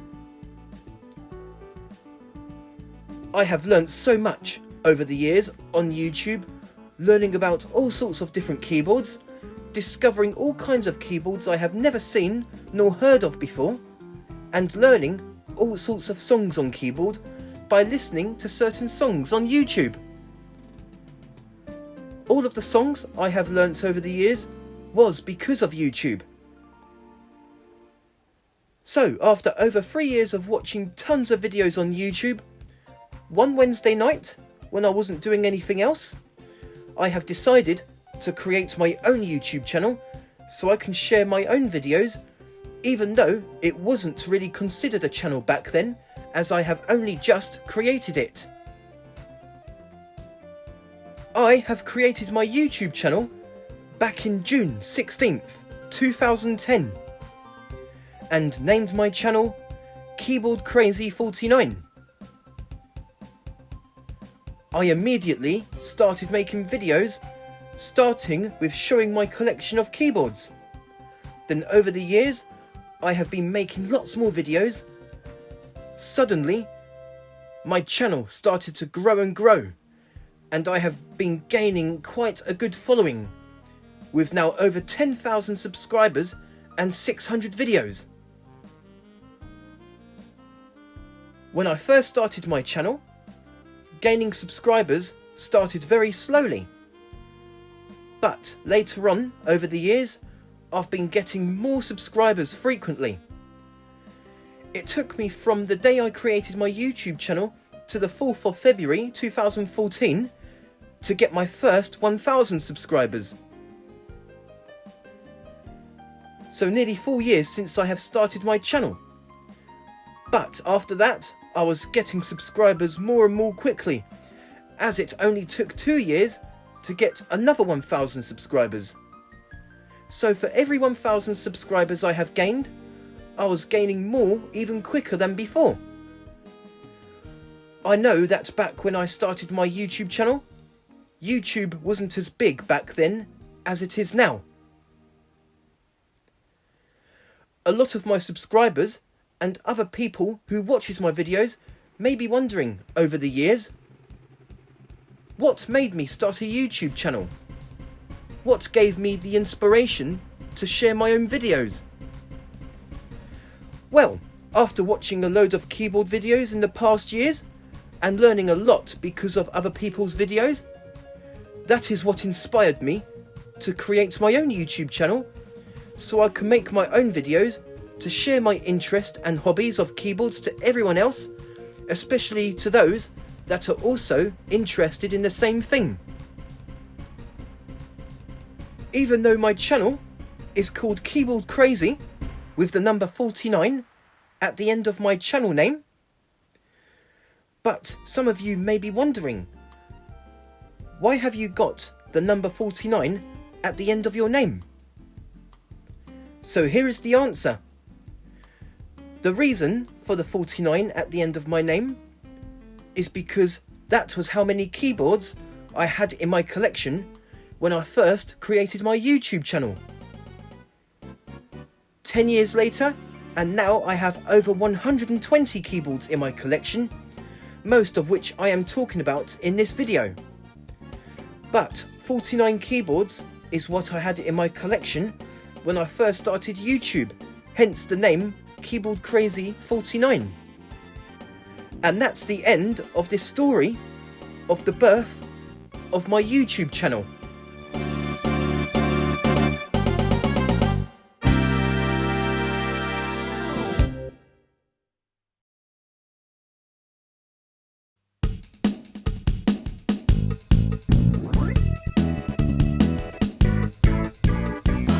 It has been over 2 months since I've got the Yamaha DX7, and in mid-July 2010 I have bought myself the Yamaha PSR-170 on eBay.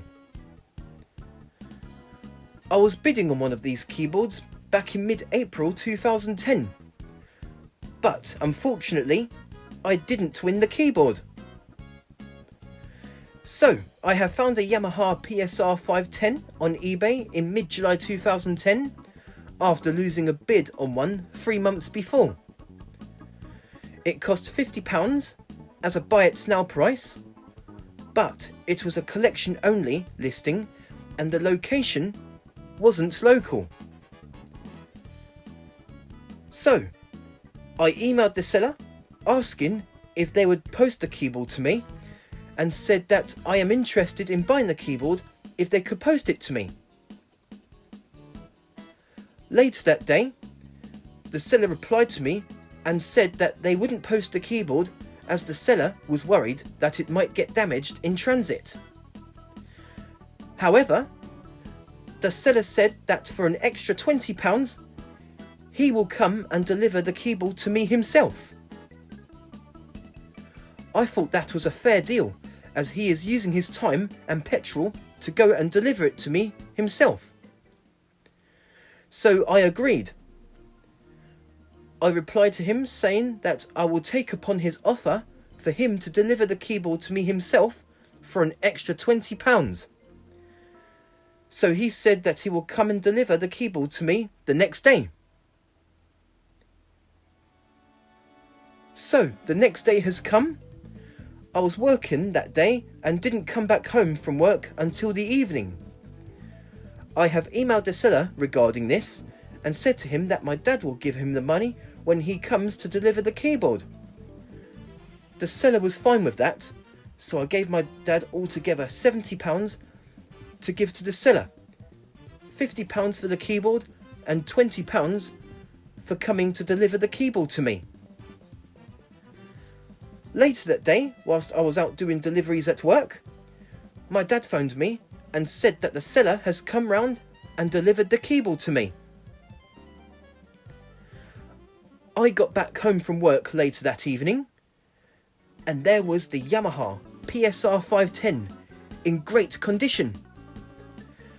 I have had fun exploring the keyboard sounds and features that night, and the Yamaha PSR-170 marked my 50th keyboard in my collection, which was a big milestone for me back then to have that many keyboards.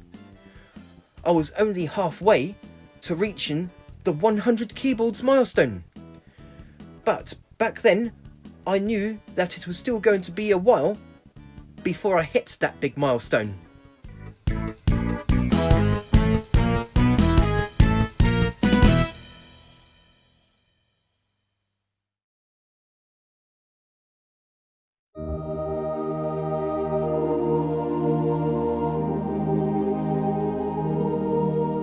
It has been exactly 4 months since I've got my 50th keyboard, the Yamaha PSR-170, and on the 3rd week of November 2010 I have got myself the Yamaha Tyros 4, which was my new main keyboard back then. Before getting the Yamaha Tyros 4 and after getting the Yamaha PSR-170, I did get 3 more keyboards over the past few months, and they were another Yamaha PC100 Portasound in late July, so I had 2 of those keyboards back then, a Yamaha PSR-730 that was given to me from work at the beginning of September, and in early November I was given another keyboard from work, and that was the Roland E30. So here is how I got the Yamaha Tyros 4. I was actually saving up for a second-hand Tyros 3 when they come in second-hand, as I have been told by my manager Tony earlier that year that there was going to be a new keyboard later on in the year. So back in early 2010, I started putting money away every month to save up for a second-hand Yamaha Tyros 3. Months have passed and I was getting more money saved up every month. And on September, me and a few other members of staff at Bonners was invited to a Yamaha event at Milton Keynes, in which I will see the new Yamaha Tyros 4 for the very first time, being demonstrated by Yamaha's senior manager Martin Harris, who knows a lot more about the Tyros keyboards than anyone else. I have also seen him back in May 2008, when he demonstrated the Yamaha Tyros 3 4 months before the keyboard's public launch date. Exactly a week has passed since I have seen the Tyros 4 for the very first time, and then on Friday, 17th of September 2010, the Tyros 4 was publicly launched, so it was a great privilege for me to see the keyboard in action a week before it was launched. That night after work, on the day the keyboard was launched, this was when I decided that instead of getting a second-hand Yamaha Tyros 3, I was going to get myself a new Yamaha Tyros 4.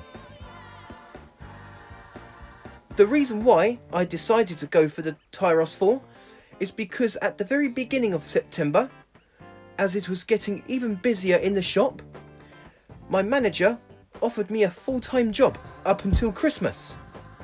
Before then, I was part-time, and I am still currently working part-time now.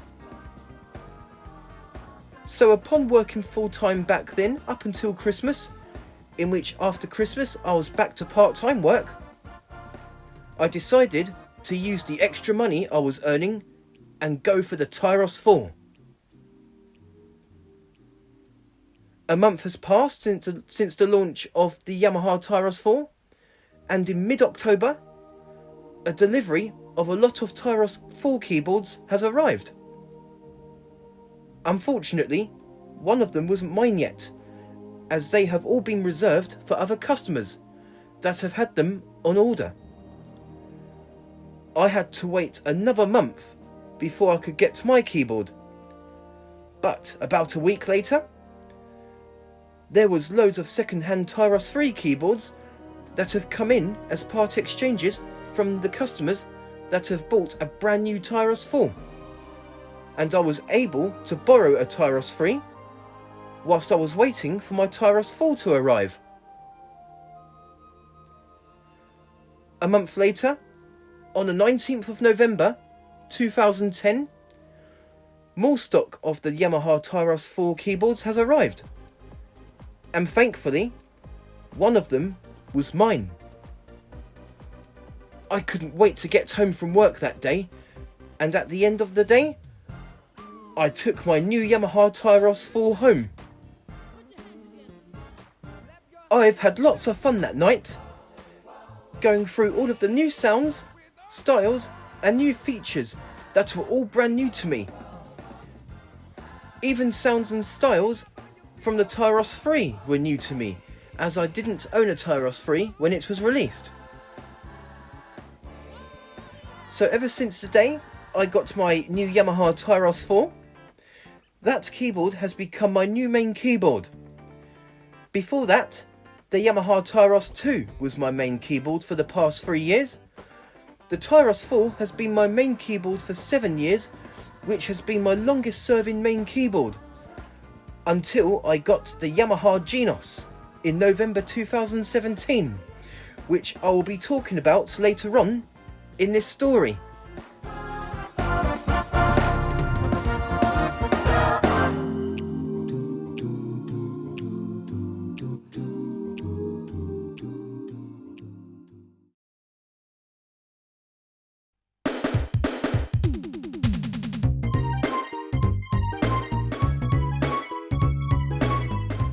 So, it has been over 8 months since I've got my Yamaha Tyros 4, and back in late July 2011, I have found and purchased a job lot of 10 keyboards on eBay, in which all of the keyboards was in one listing.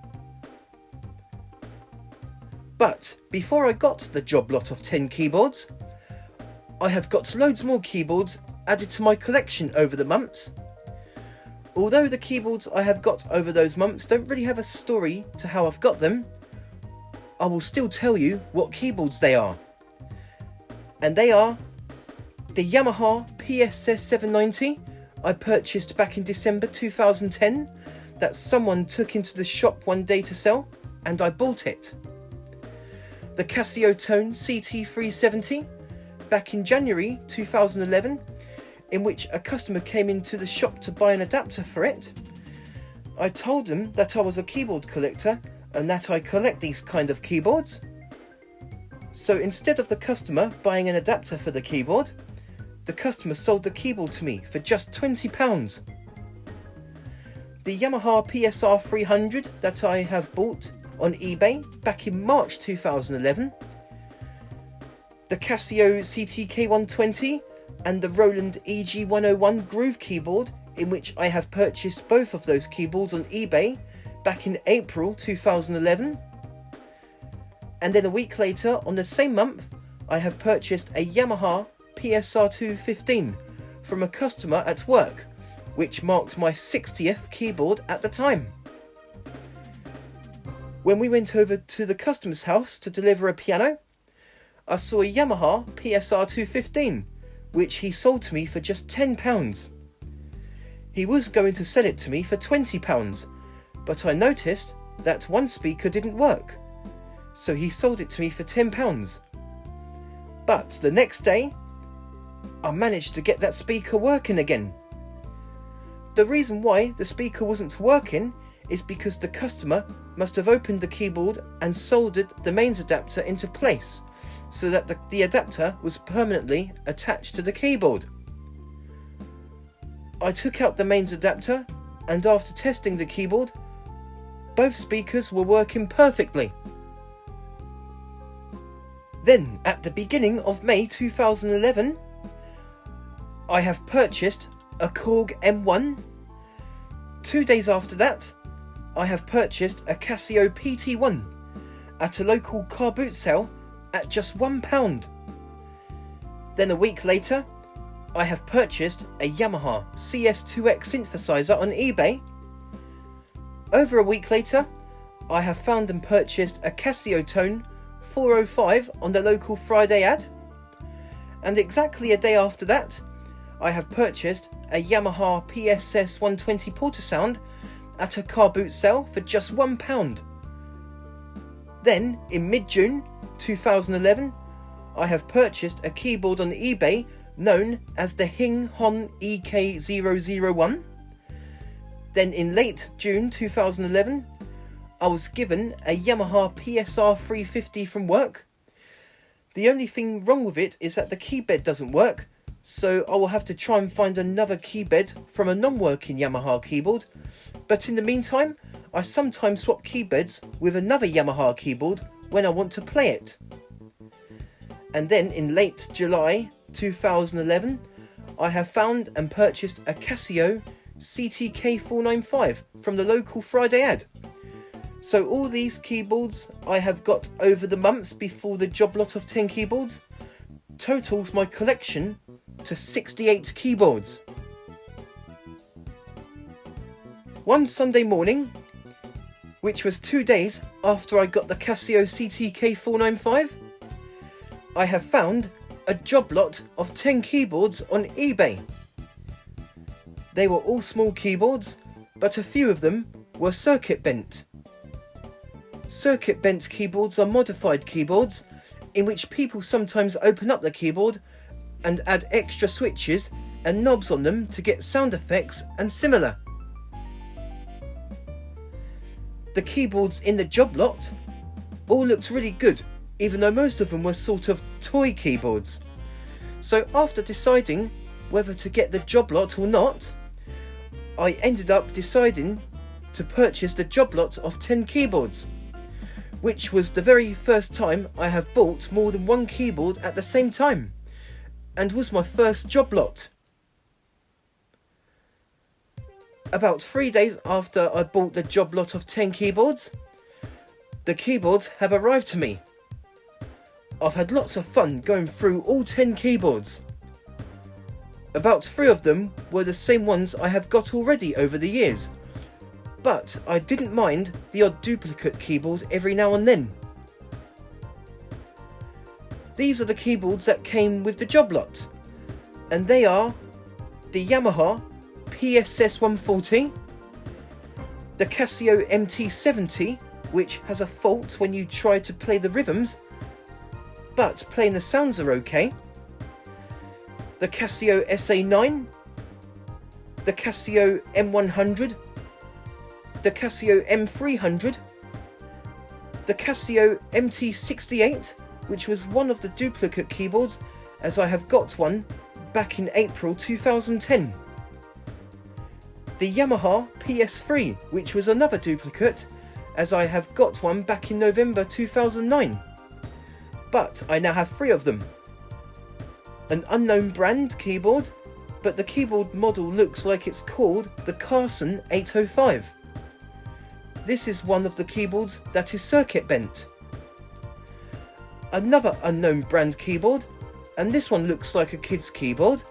And finally, the last keyboard in the job lot, a keyboard known as the Hing Hon EK001, which is another duplicate, as I have got one in mid-June that year.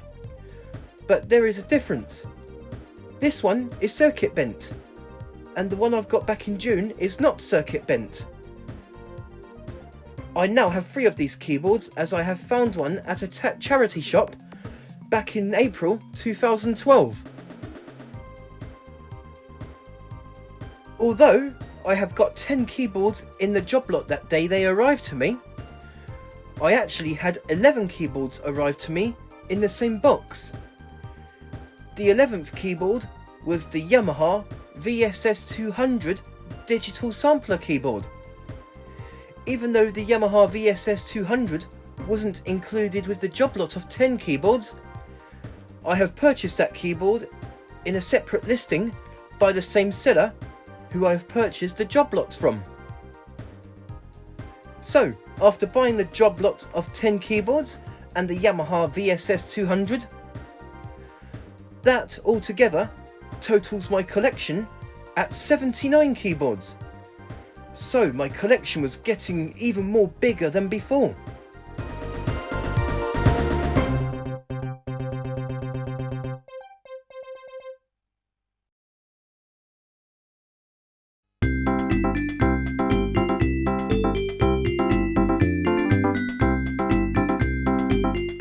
Months has passed since I've got my job lot of 10 keyboards, and in late November 2011 I have got the Yamaha PSR-12 I have found on eBay locally.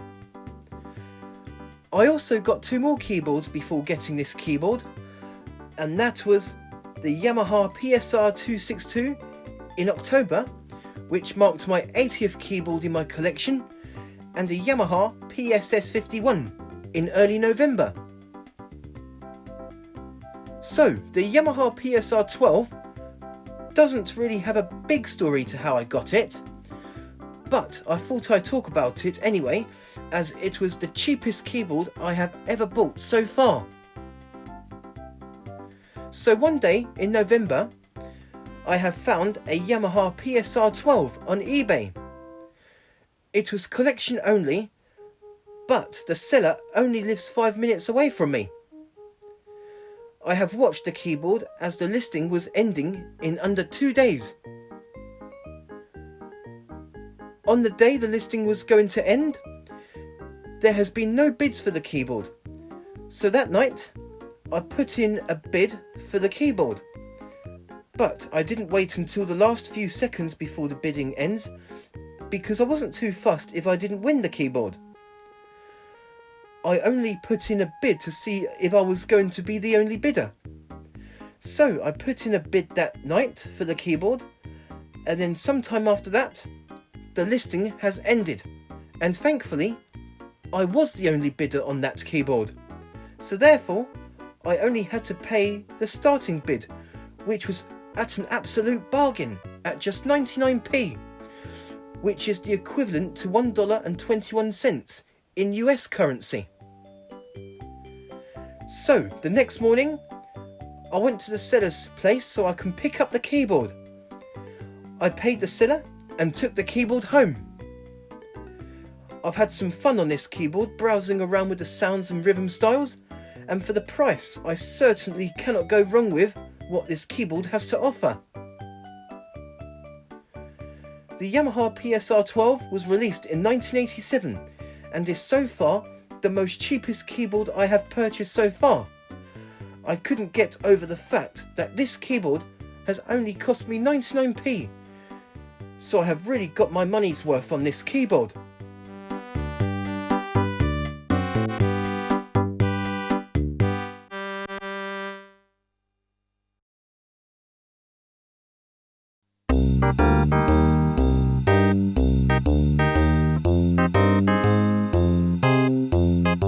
It was mid-December 2011 and I have found a Yamaha PS6100 on eBay. But I ended up having to find 3 of these keyboards. So here is the story about why I had to find 3 of these keyboards until I eventually managed to get one of them. So I have found a Yamaha PS6100 on eBay, and after watching some videos of it on YouTube, I decided that I was interested in buying the keyboard. The keyboard was going to end on exactly the evening of Christmas Day, so there was a little bit of time before the listing ends. So every day I was watching the keyboard on eBay. There has been a few people watching this keyboard, so there were other people that were interested in it as well. And there has been a few bids on the keyboard already. A few days has passed and it was Christmas Day. On the evening of Christmas Day, I have been looking out for the keyboard when it only had 1 hour of bidding time left. Almost an hour has passed, and I have been keeping my eye out on the keyboard to put in a bid in the last few seconds before it ends. So, at the right time, I put in a bid for the keyboard a few seconds before the listing ended, and thankfully, I was the highest bidder. Therefore, I have won the keyboard. I knew that the keyboard wouldn't arrive to me in the next few days because it was during the Christmas holidays. So I had to wait until the end of the Christmas holidays for the seller to post the keyboard to me. Just a little over a week later, it was the end of the Christmas holidays, and thus began the year 2012. A week after the new year started, I have got an email from the seller saying that he doesn't think that he'll be able to post a keyboard, and said that the very last key doesn't work. I said that I wasn't fussed about the last key not working, as I could fix it at some point. But I knew that it was only a little excuse for the seller to make me change my mind about the keyboard. I was hoping that he'll be able to post the keyboard. I understood that it was a big keyboard, but the listing also included postage on the price. So in the end, the seller still said that he couldn't post the keyboard and gave me a full refund. I was quite disappointed that the seller felt he couldn't post the keyboard, as I was really looking forward to playing on it, and the fact that the eBay listing included postage as well on the price, so I thought that he had the packaging prepared for when it gets sold. So I knew I would have to try and find another one.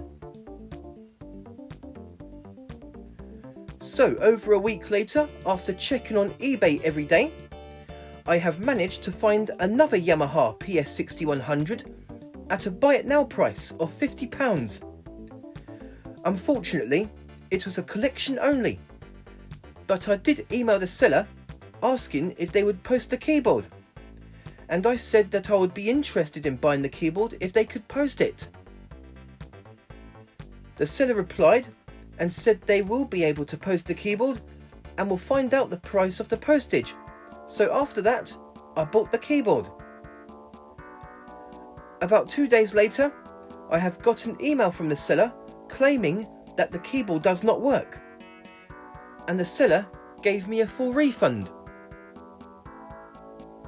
I knew that again, it was just an excuse for the seller to not post the keyboard, as he probably wasn't able to post it. So that is 2 Yamaha PS6100 keyboards I have lost out on so far.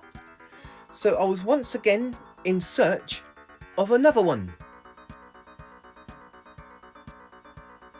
Over a week later, on a Sunday evening, I have found my third Yamaha PS6100 on eBay, and after having missed out on the first 2 keyboards, I was crossing my fingers in the hopes that I could get this one.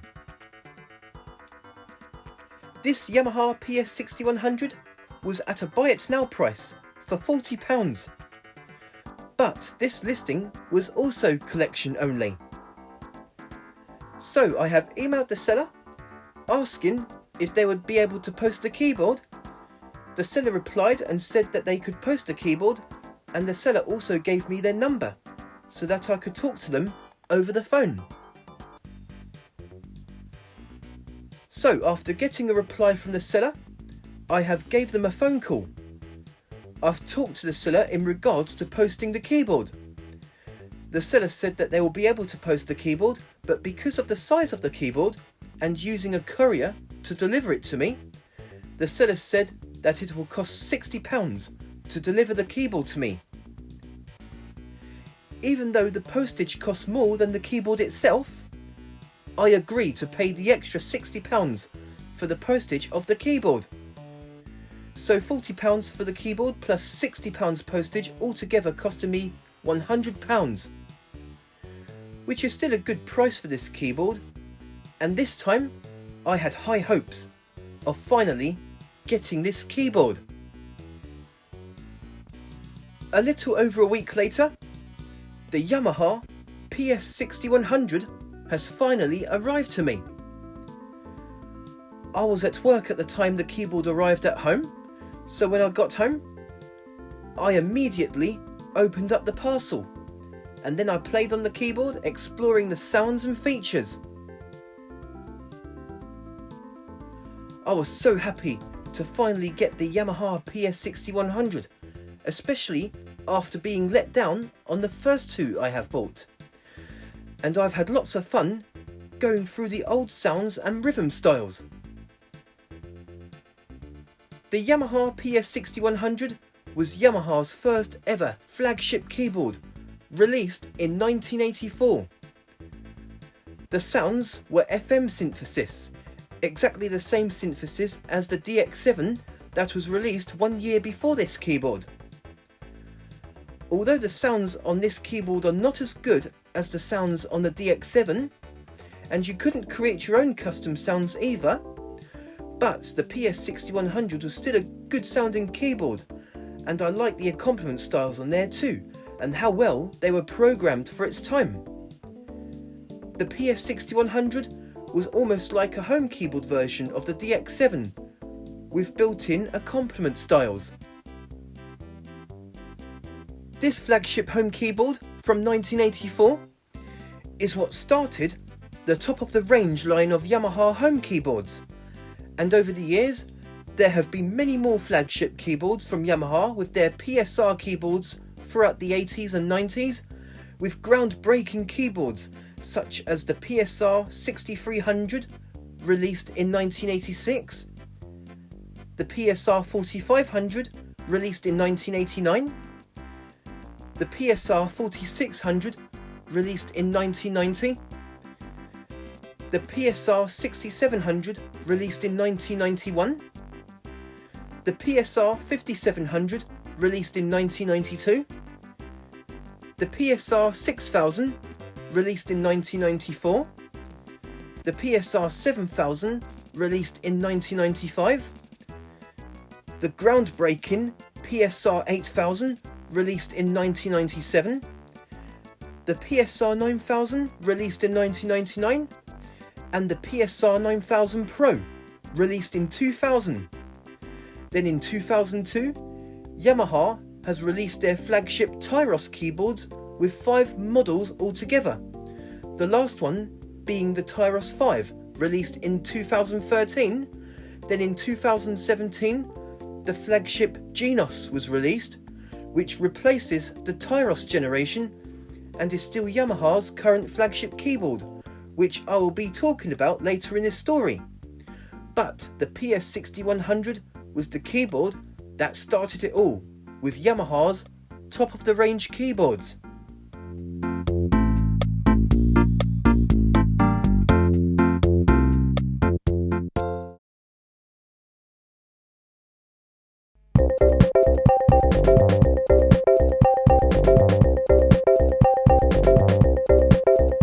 It was the first week of September 2012, and I have found 3 really cheap keyboards at 2 different car boot sales within the course of 2 days. I have got some more keyboards before finding the 3 keyboards at 2 car boot sales, and after I got the Yamaha PS6100, and those keyboards are another Hing Hong EK001 in April, which was my 3rd one I have got, but this one has different coloured buttons, even though it is the same keyboard. My 3rd Yamaha PC100 Porter Sound on the same month. I now have 2 of them because I sold one back in December 2014. In mid-May, I have got 2 Technics keyboards on eBay in one listing, so it was a mini job lot, and they were the SX K200 and the K350. And on the same month, I have got the Yamaha PSS-80, the PSR-75 I have found in a second-hand shop, and I have also got a Yamaha PSR-36 on eBay, which marked my 90th keyboard in my collection. I will be talking about this keyboard in the next chapter, as I got 2 of these keyboards that year, and the second one will be a part of a big milestone of my collection. In June, I have got the Casio Tone 202 on eBay, and another Yamaha PSR-3 for free, but I sold it in December 2014.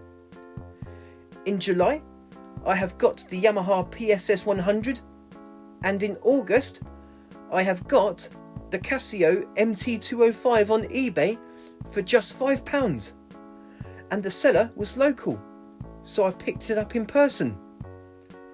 Then a couple of days after that, I have got the Casio SA75 for just £5, and was also a local find, in which I have picked up from the seller in person. So, I went to a car boot sale on a Saturday afternoon in search of some keyboards. And after looking around for quite some time, I have found a keyboard I was interested in. The first keyboard I have found was the Yamaha PSS-9. So I have asked the seller how much they want for the keyboard. They only wanted £2 for it, which was an absolute bargain. So I immediately bought the keyboard. Then, not long after that, I have found another keyboard. I have found the Yamaha PSR-185. I asked the seller how much they want for the keyboard. It was another bargain price, as they only wanted £5 for it, and it also included a keyboard bag. So I have bought the keyboard. I no longer have this keyboard because over 2 years ago, I have given it to my nephew as a gift. And that was all the keyboards I have found that day at the car boot sale. The next day, Sunday morning, I woke up early to go to another car boot sale that was only around during the morning to find some more keyboards. So I went to the car boot sale that morning. Luckily, I didn't have to go that far, as this car boot sale was even closer to where I live, whereas the one I went to the day before was a bit further away. I've had a look around in search of some keyboards. At first, I didn't find any yet, but sometime later, I have luckily found a keyboard. The keyboard I have found was the Yamaha PSR-170. I have asked the seller how much they want for the keyboard, and just like the Yamaha PSR-9 I have found and bought the day before, the seller only wanted £2 for it, so I bought it off the seller straight away. And that was the only keyboard I have found that day at the car boot sale. So upon finding these 3 keyboards at 2 different car boot sales within the course of 2 days, that now totals my collection to 98 keyboards. And I can't believe that those 3 keyboards were absolute bargains, as they altogether cost me £9, which I thought was some good finds at car boot sales at just under £10.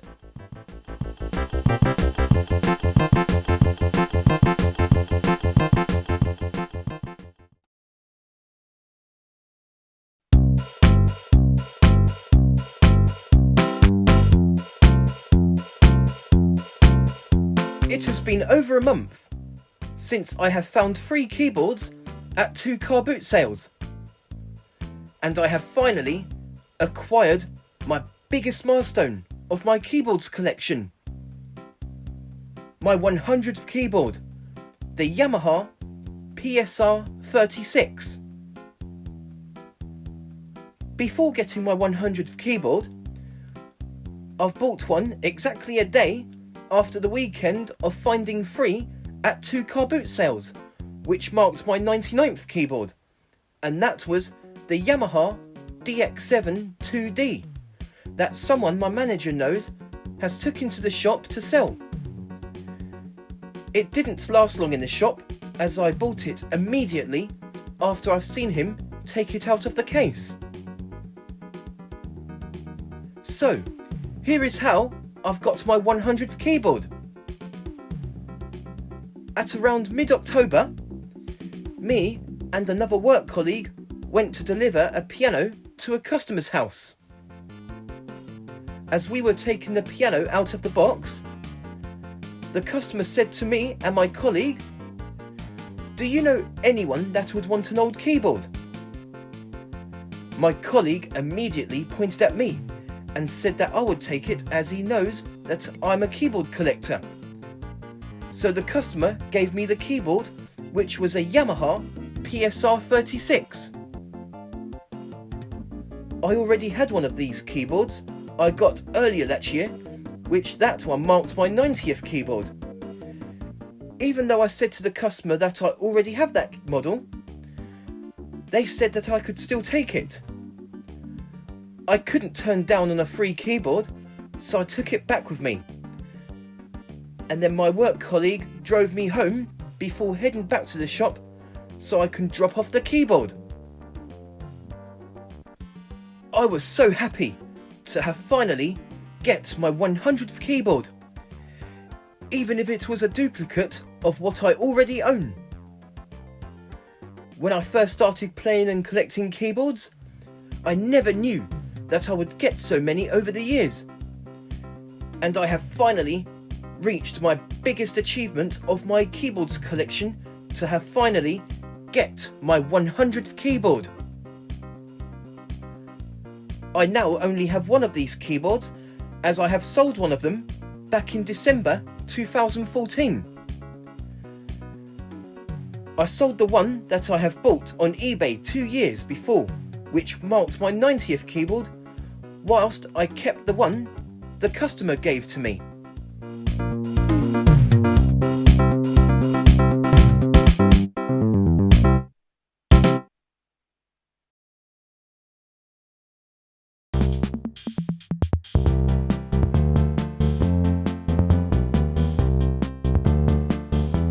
It has been about 6 weeks since I've got my 100th keyboard, and in late November 2012 I found my 101st keyboard, the Casio MT65.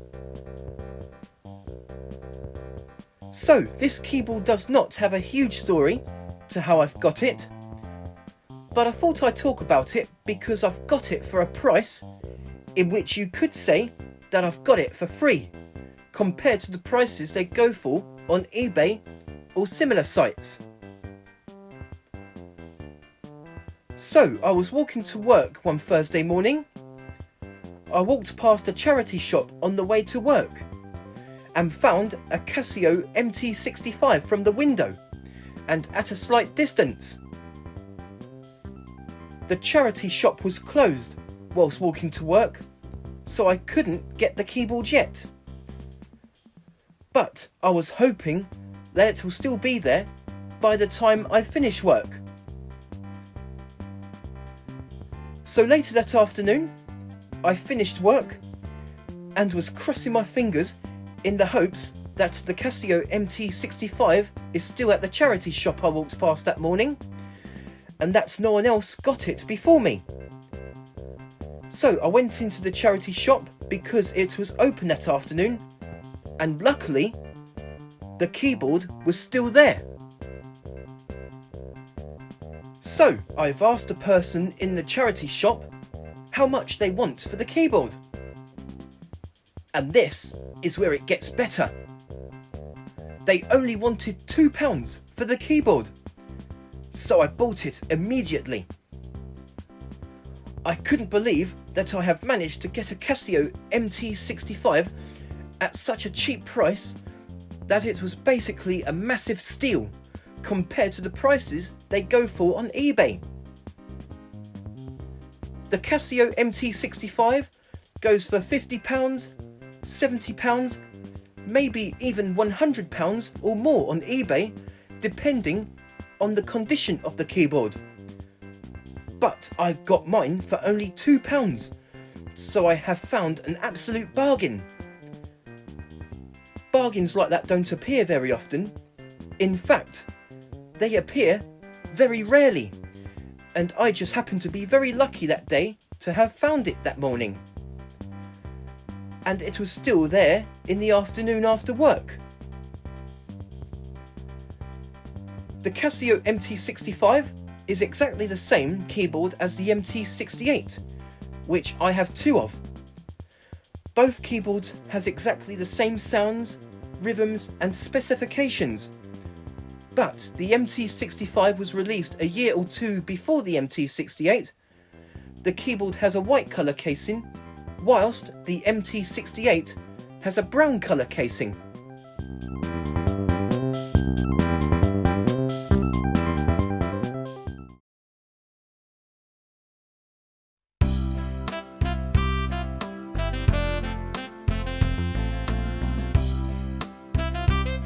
Okay, so it has now come to the point where not many more keyboards have a story to how I've got them. And the keyboards that don't have a story to how I've got them, I have still given most of them a little mention. So I am now nearing the end of my story. It has been about 10 months since I found the extremely cheap Casio MT65, and in September 2013 I have found and bought a Yamaha PSR-170 on eBay.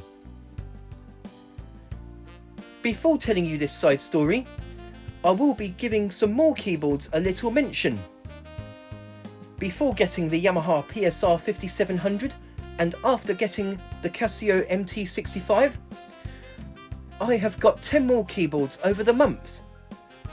And those keyboards are the Yamaha PSS-580, I found really cheap on eBay at the beginning of January 2013.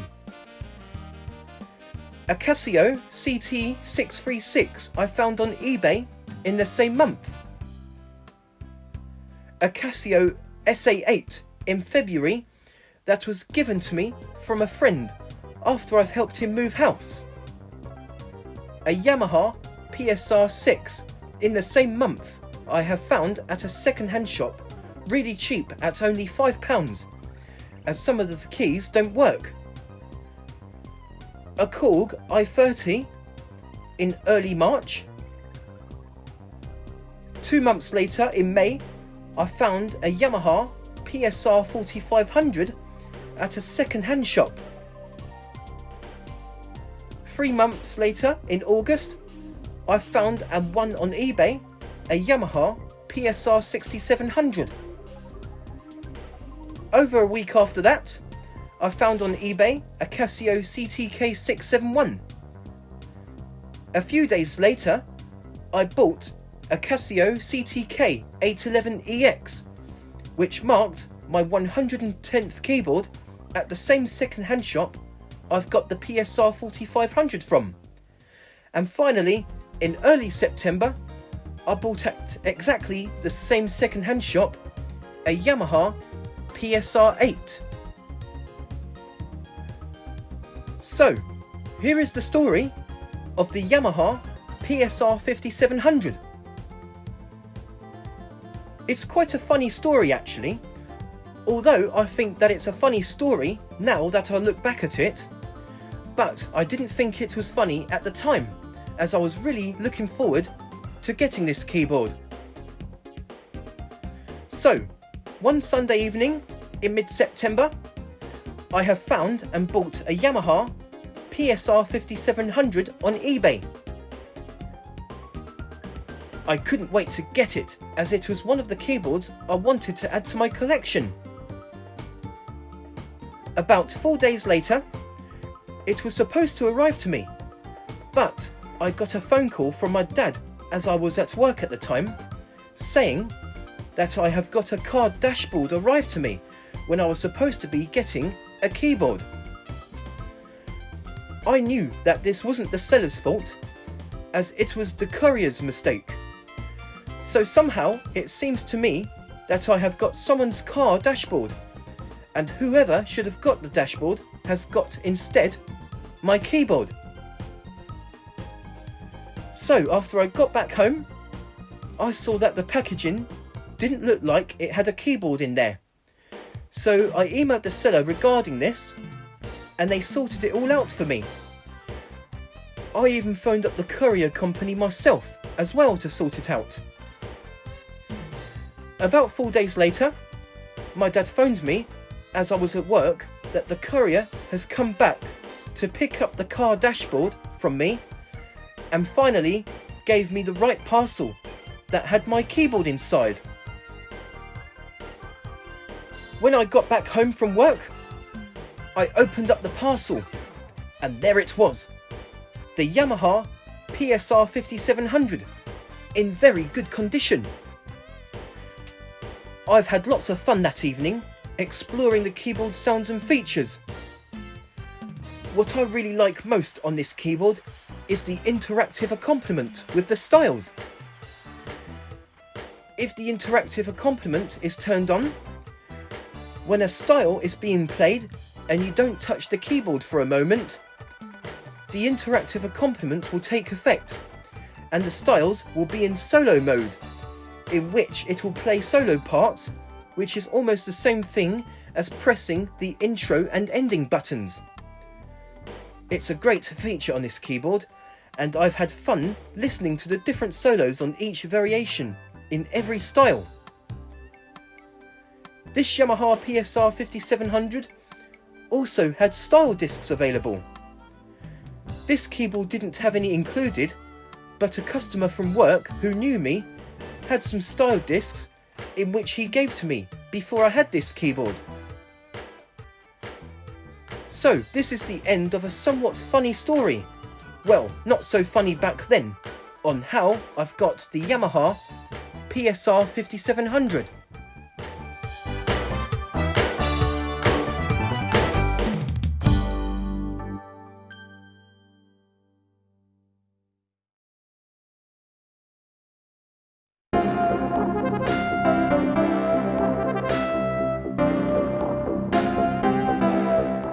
It was the end of May 2014, and I have managed to get myself the Yamaha B200. So, this keyboard doesn't really have a big story to how I've got it, but I thought I'd talk about it because it is probably the rarest, or one of my rarest finds. Before telling you how I've got this keyboard, or synthesizer as it is more known as, I have got 6 more keyboards after getting the Yamaha PSR-5700 and before getting this Yamaha B200, and those keyboards are a Technics SXKN701 I bought back in late September 2013, a Casio MT740 that was given to me from work back in December 2013, a Yamaha PSR-800 I found locally on eBay in mid-January 2014, a Yamaha PSR-40 I found on eBay in March that year. In April, I was given a keyboard known as the Burswood LS939, and in mid-May that year, I've got myself the Yamaha PSR-E443, which I no longer have because I sold it back in 2018.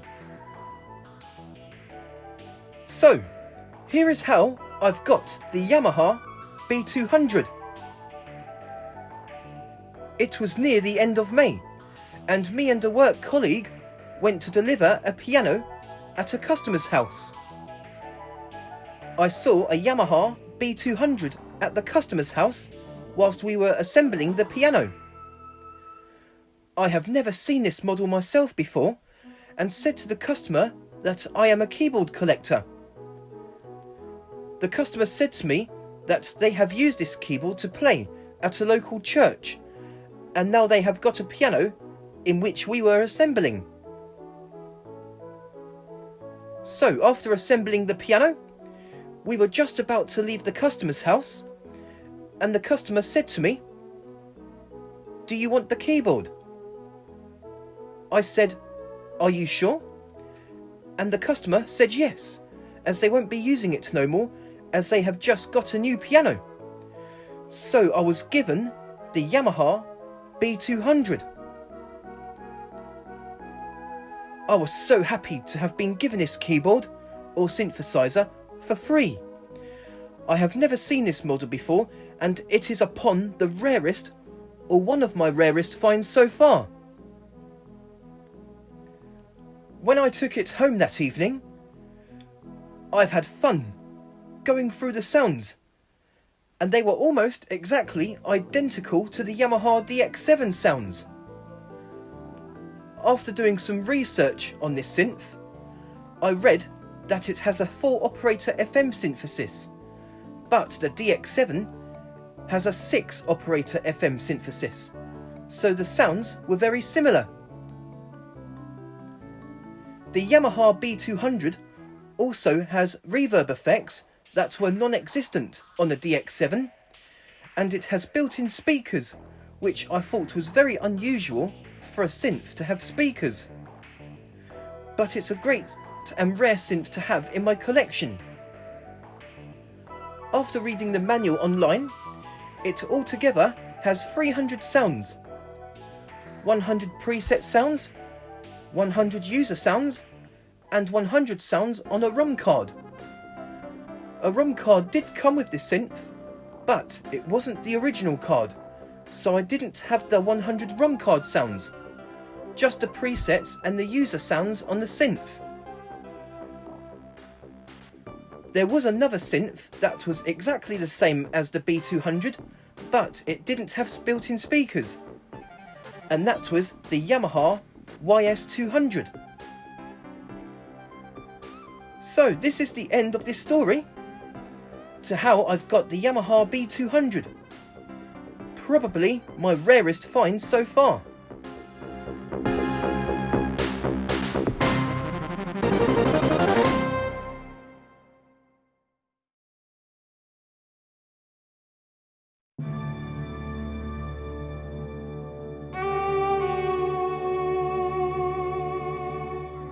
Over 3 years has passed since getting the Yamaha B200, and in November 2017 I have got what is still my current main keyboard, the Yamaha Genos. Over the past nearly 3.5 years before getting the Genos, I have got 11 more keyboards in my collection, but I also sold a few duplicates too. And the keyboards I have got are the Yamaha PSR-6000 I have found on eBay back in early June 2014. Nearly 3 months later, in late August, I have got a Yamaha EZ30. In December 2014, I sold a few duplicate keyboards, which were the Yamaha PSR-3, the Yamaha PC-100 and the Yamaha PSR-36. I've also got a very old keyboard known as a compact piano that was given to me back in early 2015 by a Tyros 5 customer who also now has a Genos. In March that year, I have bought a Yamaha SY99 synthesizer from work.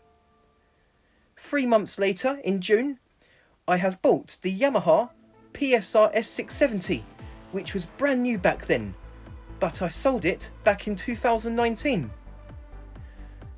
Another 3 months later, in September, I was given a JVC KB300 from work.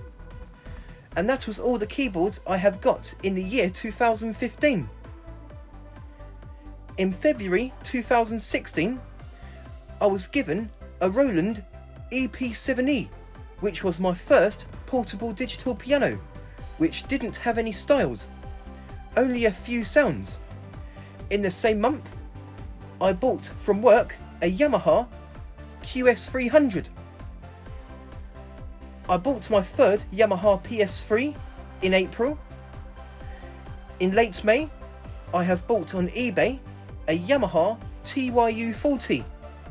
And finally, in December that year, I have bought a Yamaha PSR-970, but I also sold that back in 2019. So, here is the story to how I got my Yamaha Genos. Back in November 2013, Yamaha has launched their flagship Tyros 5 keyboard.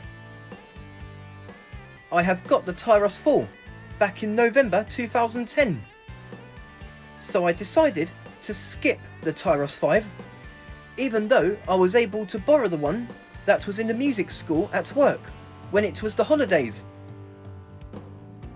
When the Tyros 5 was launched, this was when I decided that I was going to start saving up for whatever replaces Tyros 5 in the next 3 or 4 years. Back then, I never knew that the next keyboard was going to be called Genos. At first, I thought that it would be a Tyros 6 that would replace the Tyros 5. So, over the months after the Tyros 5 was launched, I was putting money away every month. And then a year after the Tyros 5 was launched, I had a lot of money saved up within the first year of saving, that I was almost at the halfway point of having enough money to get the replacement keyboard, even though I did not know back then how much it had cost, and I still thought that it would be a Tyros 6. In 2015, I carried on putting money away every month, and at the end of that year, I had so much saved up that I got to the point that I believe I had enough saved up.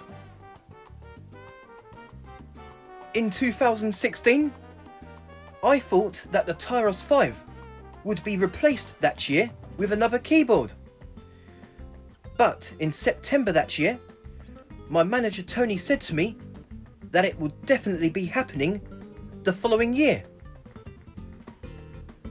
I still thought that it would be a Tyros 6 or a completely different named keyboard. In 2017, I was really looking forward to the replacement of the Tyros 5, and in June that year I have found out by my manager that Yamaha has discontinued the Tyros 5 and that a new keyboard was going to replace it later on that year, called the Genos. But back when he first told me about it, we thought that it would be pronounced Genos. In September that year, Yamaha has released some teaser videos of the Genos on YouTube. They have released one teaser video every week in September, and every video revealed a little bit of a clip on the video of what the keyboard looks like. I couldn't wait for the Genos to be launched so I can hear what it sounds like. It looks like a big upgrade to the previous flagship Tyros 5 with a completely new operating system and a touchscreen. On the 2nd of October 2017, the Yamaha Genos was finally launched. I've watched some videos of it after work that afternoon, and I couldn't believe the quality of the sounds and how much of a great job Yamaha has done with this keyboard. I couldn't wait to get my Genos when they come in stock. Over 2 weeks later, on the 19th of October, me and a few other members of staff at Bonners went to Yamaha at Milton Keynes and had the opportunity to see the Genos for the very first time. After a performance by one of the Yamaha reps, I also had the opportunity to play on the Genos in one of the rooms with about 5 or 6 Genos keyboards in there. I had an amazing time trying out the Genos for the very first time, and it was only a matter of time before I get my own Genos keyboard. 2 weeks later, on the 1st of November, my manager Tony sent me a message and told me that my Genos, along with a lot of other customers' Genos, has left Yamaha at Milton Keynes and will be at Bonners by the end of the week. The waiting time has come very close to an end, and I couldn't wait to take mine home in the next couple of days. 2 days later, on Friday, the 3rd of November, I have got a phone call from Bonners saying that my Genos has arrived.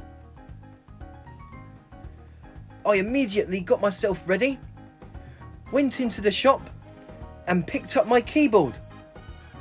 So I am now a proud owner of a Yamaha Genos. When I took it home, I have done a quick unboxing video of the Genos, and I have had hours of fun on the first day of owning the Genos. The sounds are absolutely amazing. I really like the new drum kit sound technology called Revo drums. Each drum sound has been sampled over 20 times so that it sounds different every time you play the keys. Just like it would sound different every time on a real drum kit. And they sound very realistic too. I also like the new styles, especially in the retro pop category with the new 80s drum kit sounds on the Genos. The styles really do sound like we are back in the 80s again. But that's not all. All styles sound like the music of every decade. For example, 60s styles sounds like we are back in the 60s. 70s styles sound like we are back in the 70s, and so on. Yamaha has done a fantastic job working on the Genos and making it sound great, and is so far the best sounding keyboard I have ever heard. I have been waiting for 4 years for the Genos that replaces the Tyros 5, and it was definitely worth the wait. So this is the end of this story to how I've got the Yamaha Genos.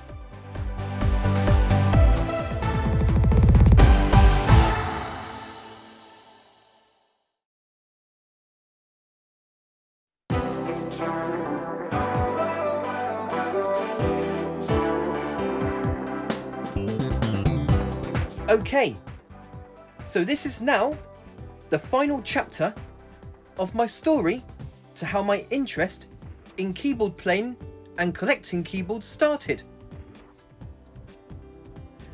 It has been over 4 months since getting the flagship Yamaha Genos, and in April 2018, my manager Tony took me to Frankfurt in Germany to the Music Mess exhibition, in which we have spent 3 days over there.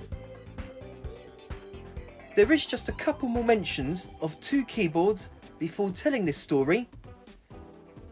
Over a week after getting the Yamaha Genos, I was given a Technics AX7 from a customer who knew me, who has also bought a Genos. And I also sold my Yamaha PSR-170 in March 2018. So, here is the story to my 3-day trip to Germany, and that I have seen 3 keyboards I was interested in getting. On Wednesday morning, on the 11th of April, the day of my 30th birthday, I woke up early at the hotel we were staying.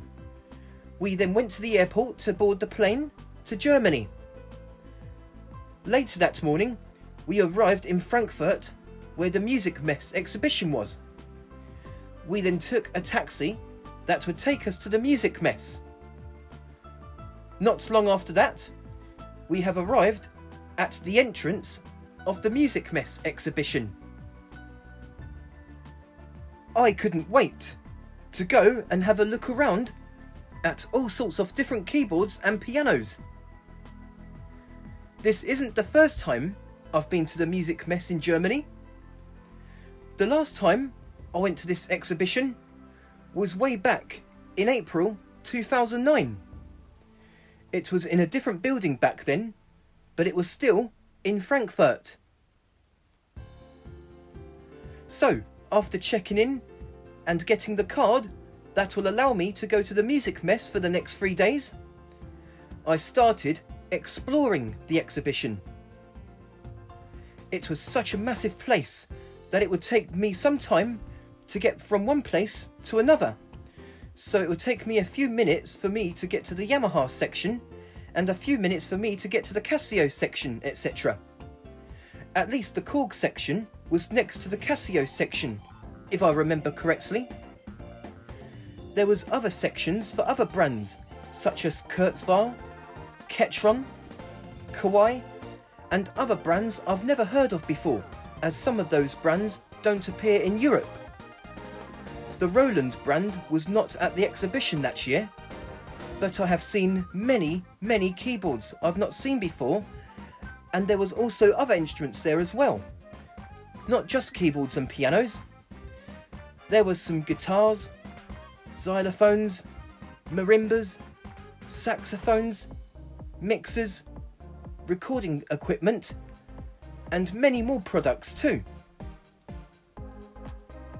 So during the 3 days at the Music Mess, I have really enjoyed playing loads of different keyboards. But there was 3 that I took interest in and wanted to get for myself once they are in stock. Those 3 keyboards were the Casio CTX 5000, the Yamaha PSR-EW410, and the Casio CTK 3500. But at least I had the opportunity to play on them before they were available.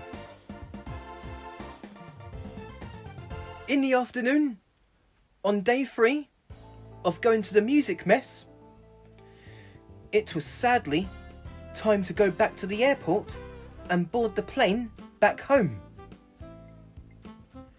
I have had an amazing time in Germany, Frankfurt, exploring the exhibition and playing on all sorts of keyboards. But good times have to eventually come to an end at some point. Nearly 2 weeks have passed since going to Germany, and a stock of the Casio CTX 5000 and CTX 3000 has arrived. I have took a CTX 5000 home with me and really enjoyed exploring the keyboard's sounds and features.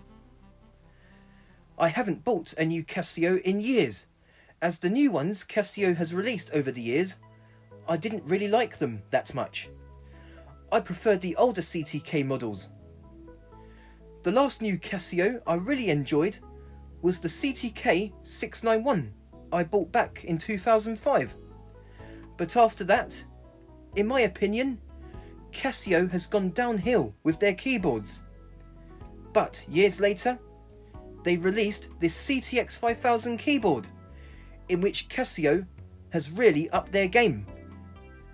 It is an entry-level keyboard with much better sounds and features than Yamaha's entry-level keyboards.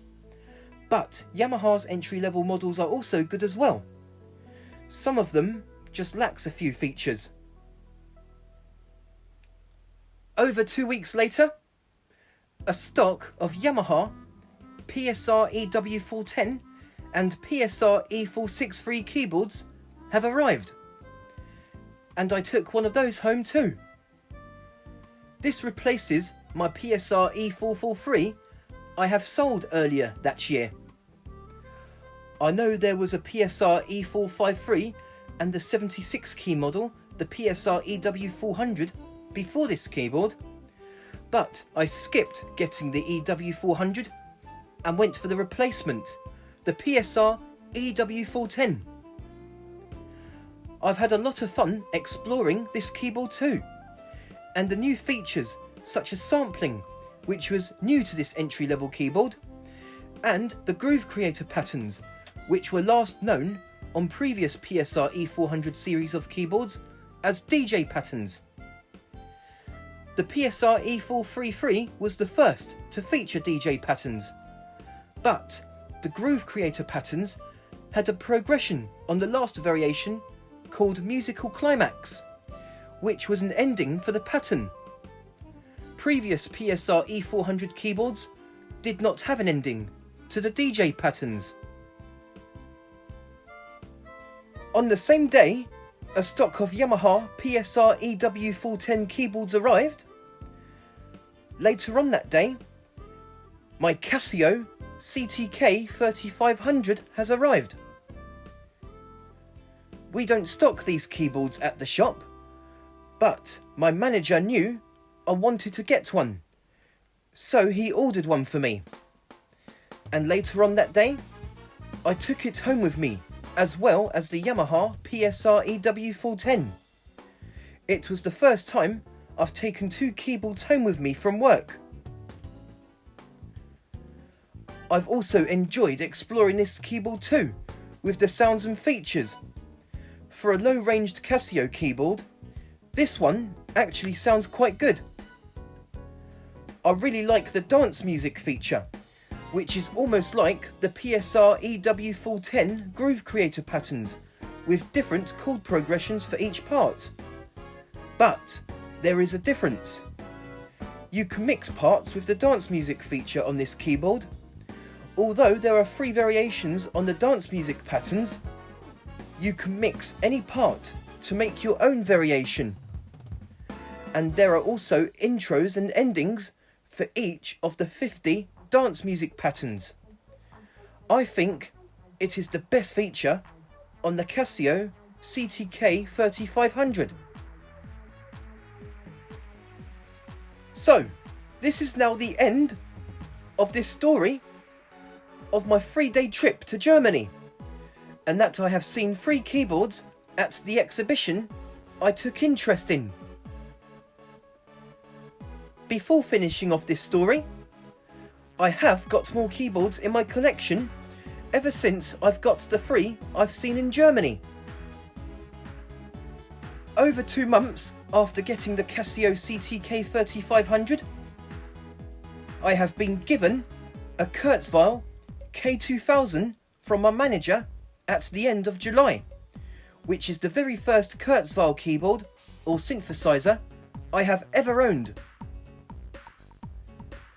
A little over a month later, I found and got the Yamaha PSR-4600 on eBay in early September. At the end of September, I got a Technics SXKN 500 from a local second-hand shop. And that was all the keyboards I have got in the year 2018. At the end of March 2019, I have been given a JVC KB500 from one of my YouTube subscribers who comes to my town once or twice a year. We've both met up and walked along the seafront talking about keyboards. And at the end of the day, we walked to his hotel he was staying in and he gave me his JVC KB500. I have met him a few times already and hope to meet him again later on this year.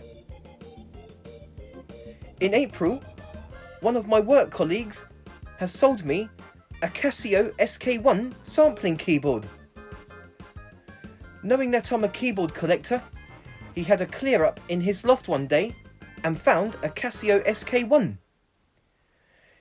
He took it to work one day and sold it to me.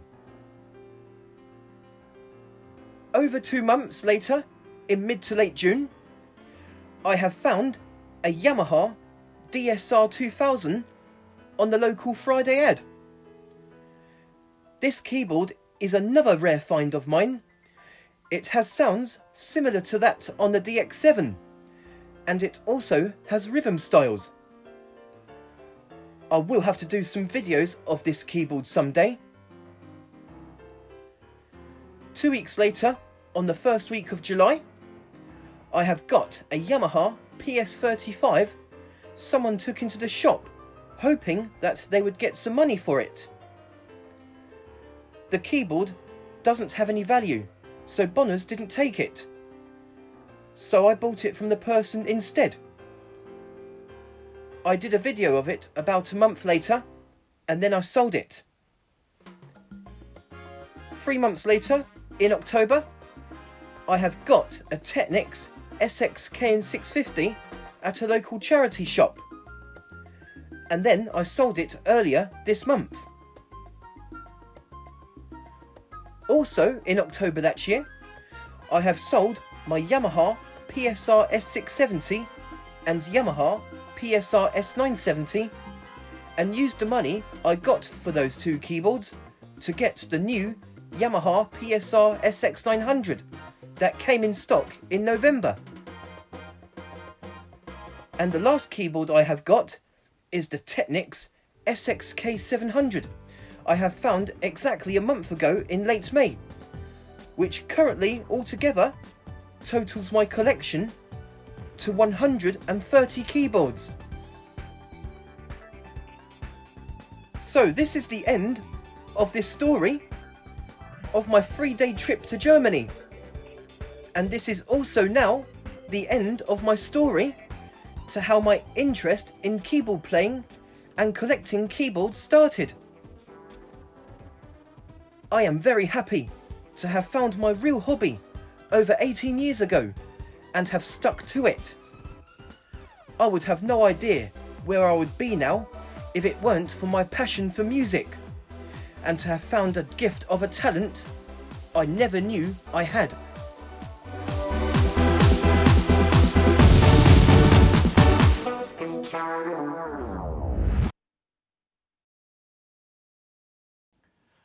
Okay, so this is now the end of this video of my story to how my interest in keyboards started, and the keyboards that have a side story to how I've got them as well. I do hope you have enjoyed this special milestone video.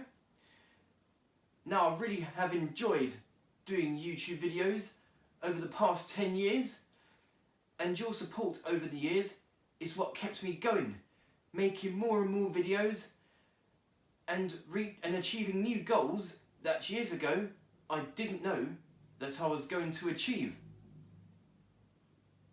Now, I will do my very best to achieve new goals in the future of my YouTube channel, and there will be lots more new videos in the near future as well.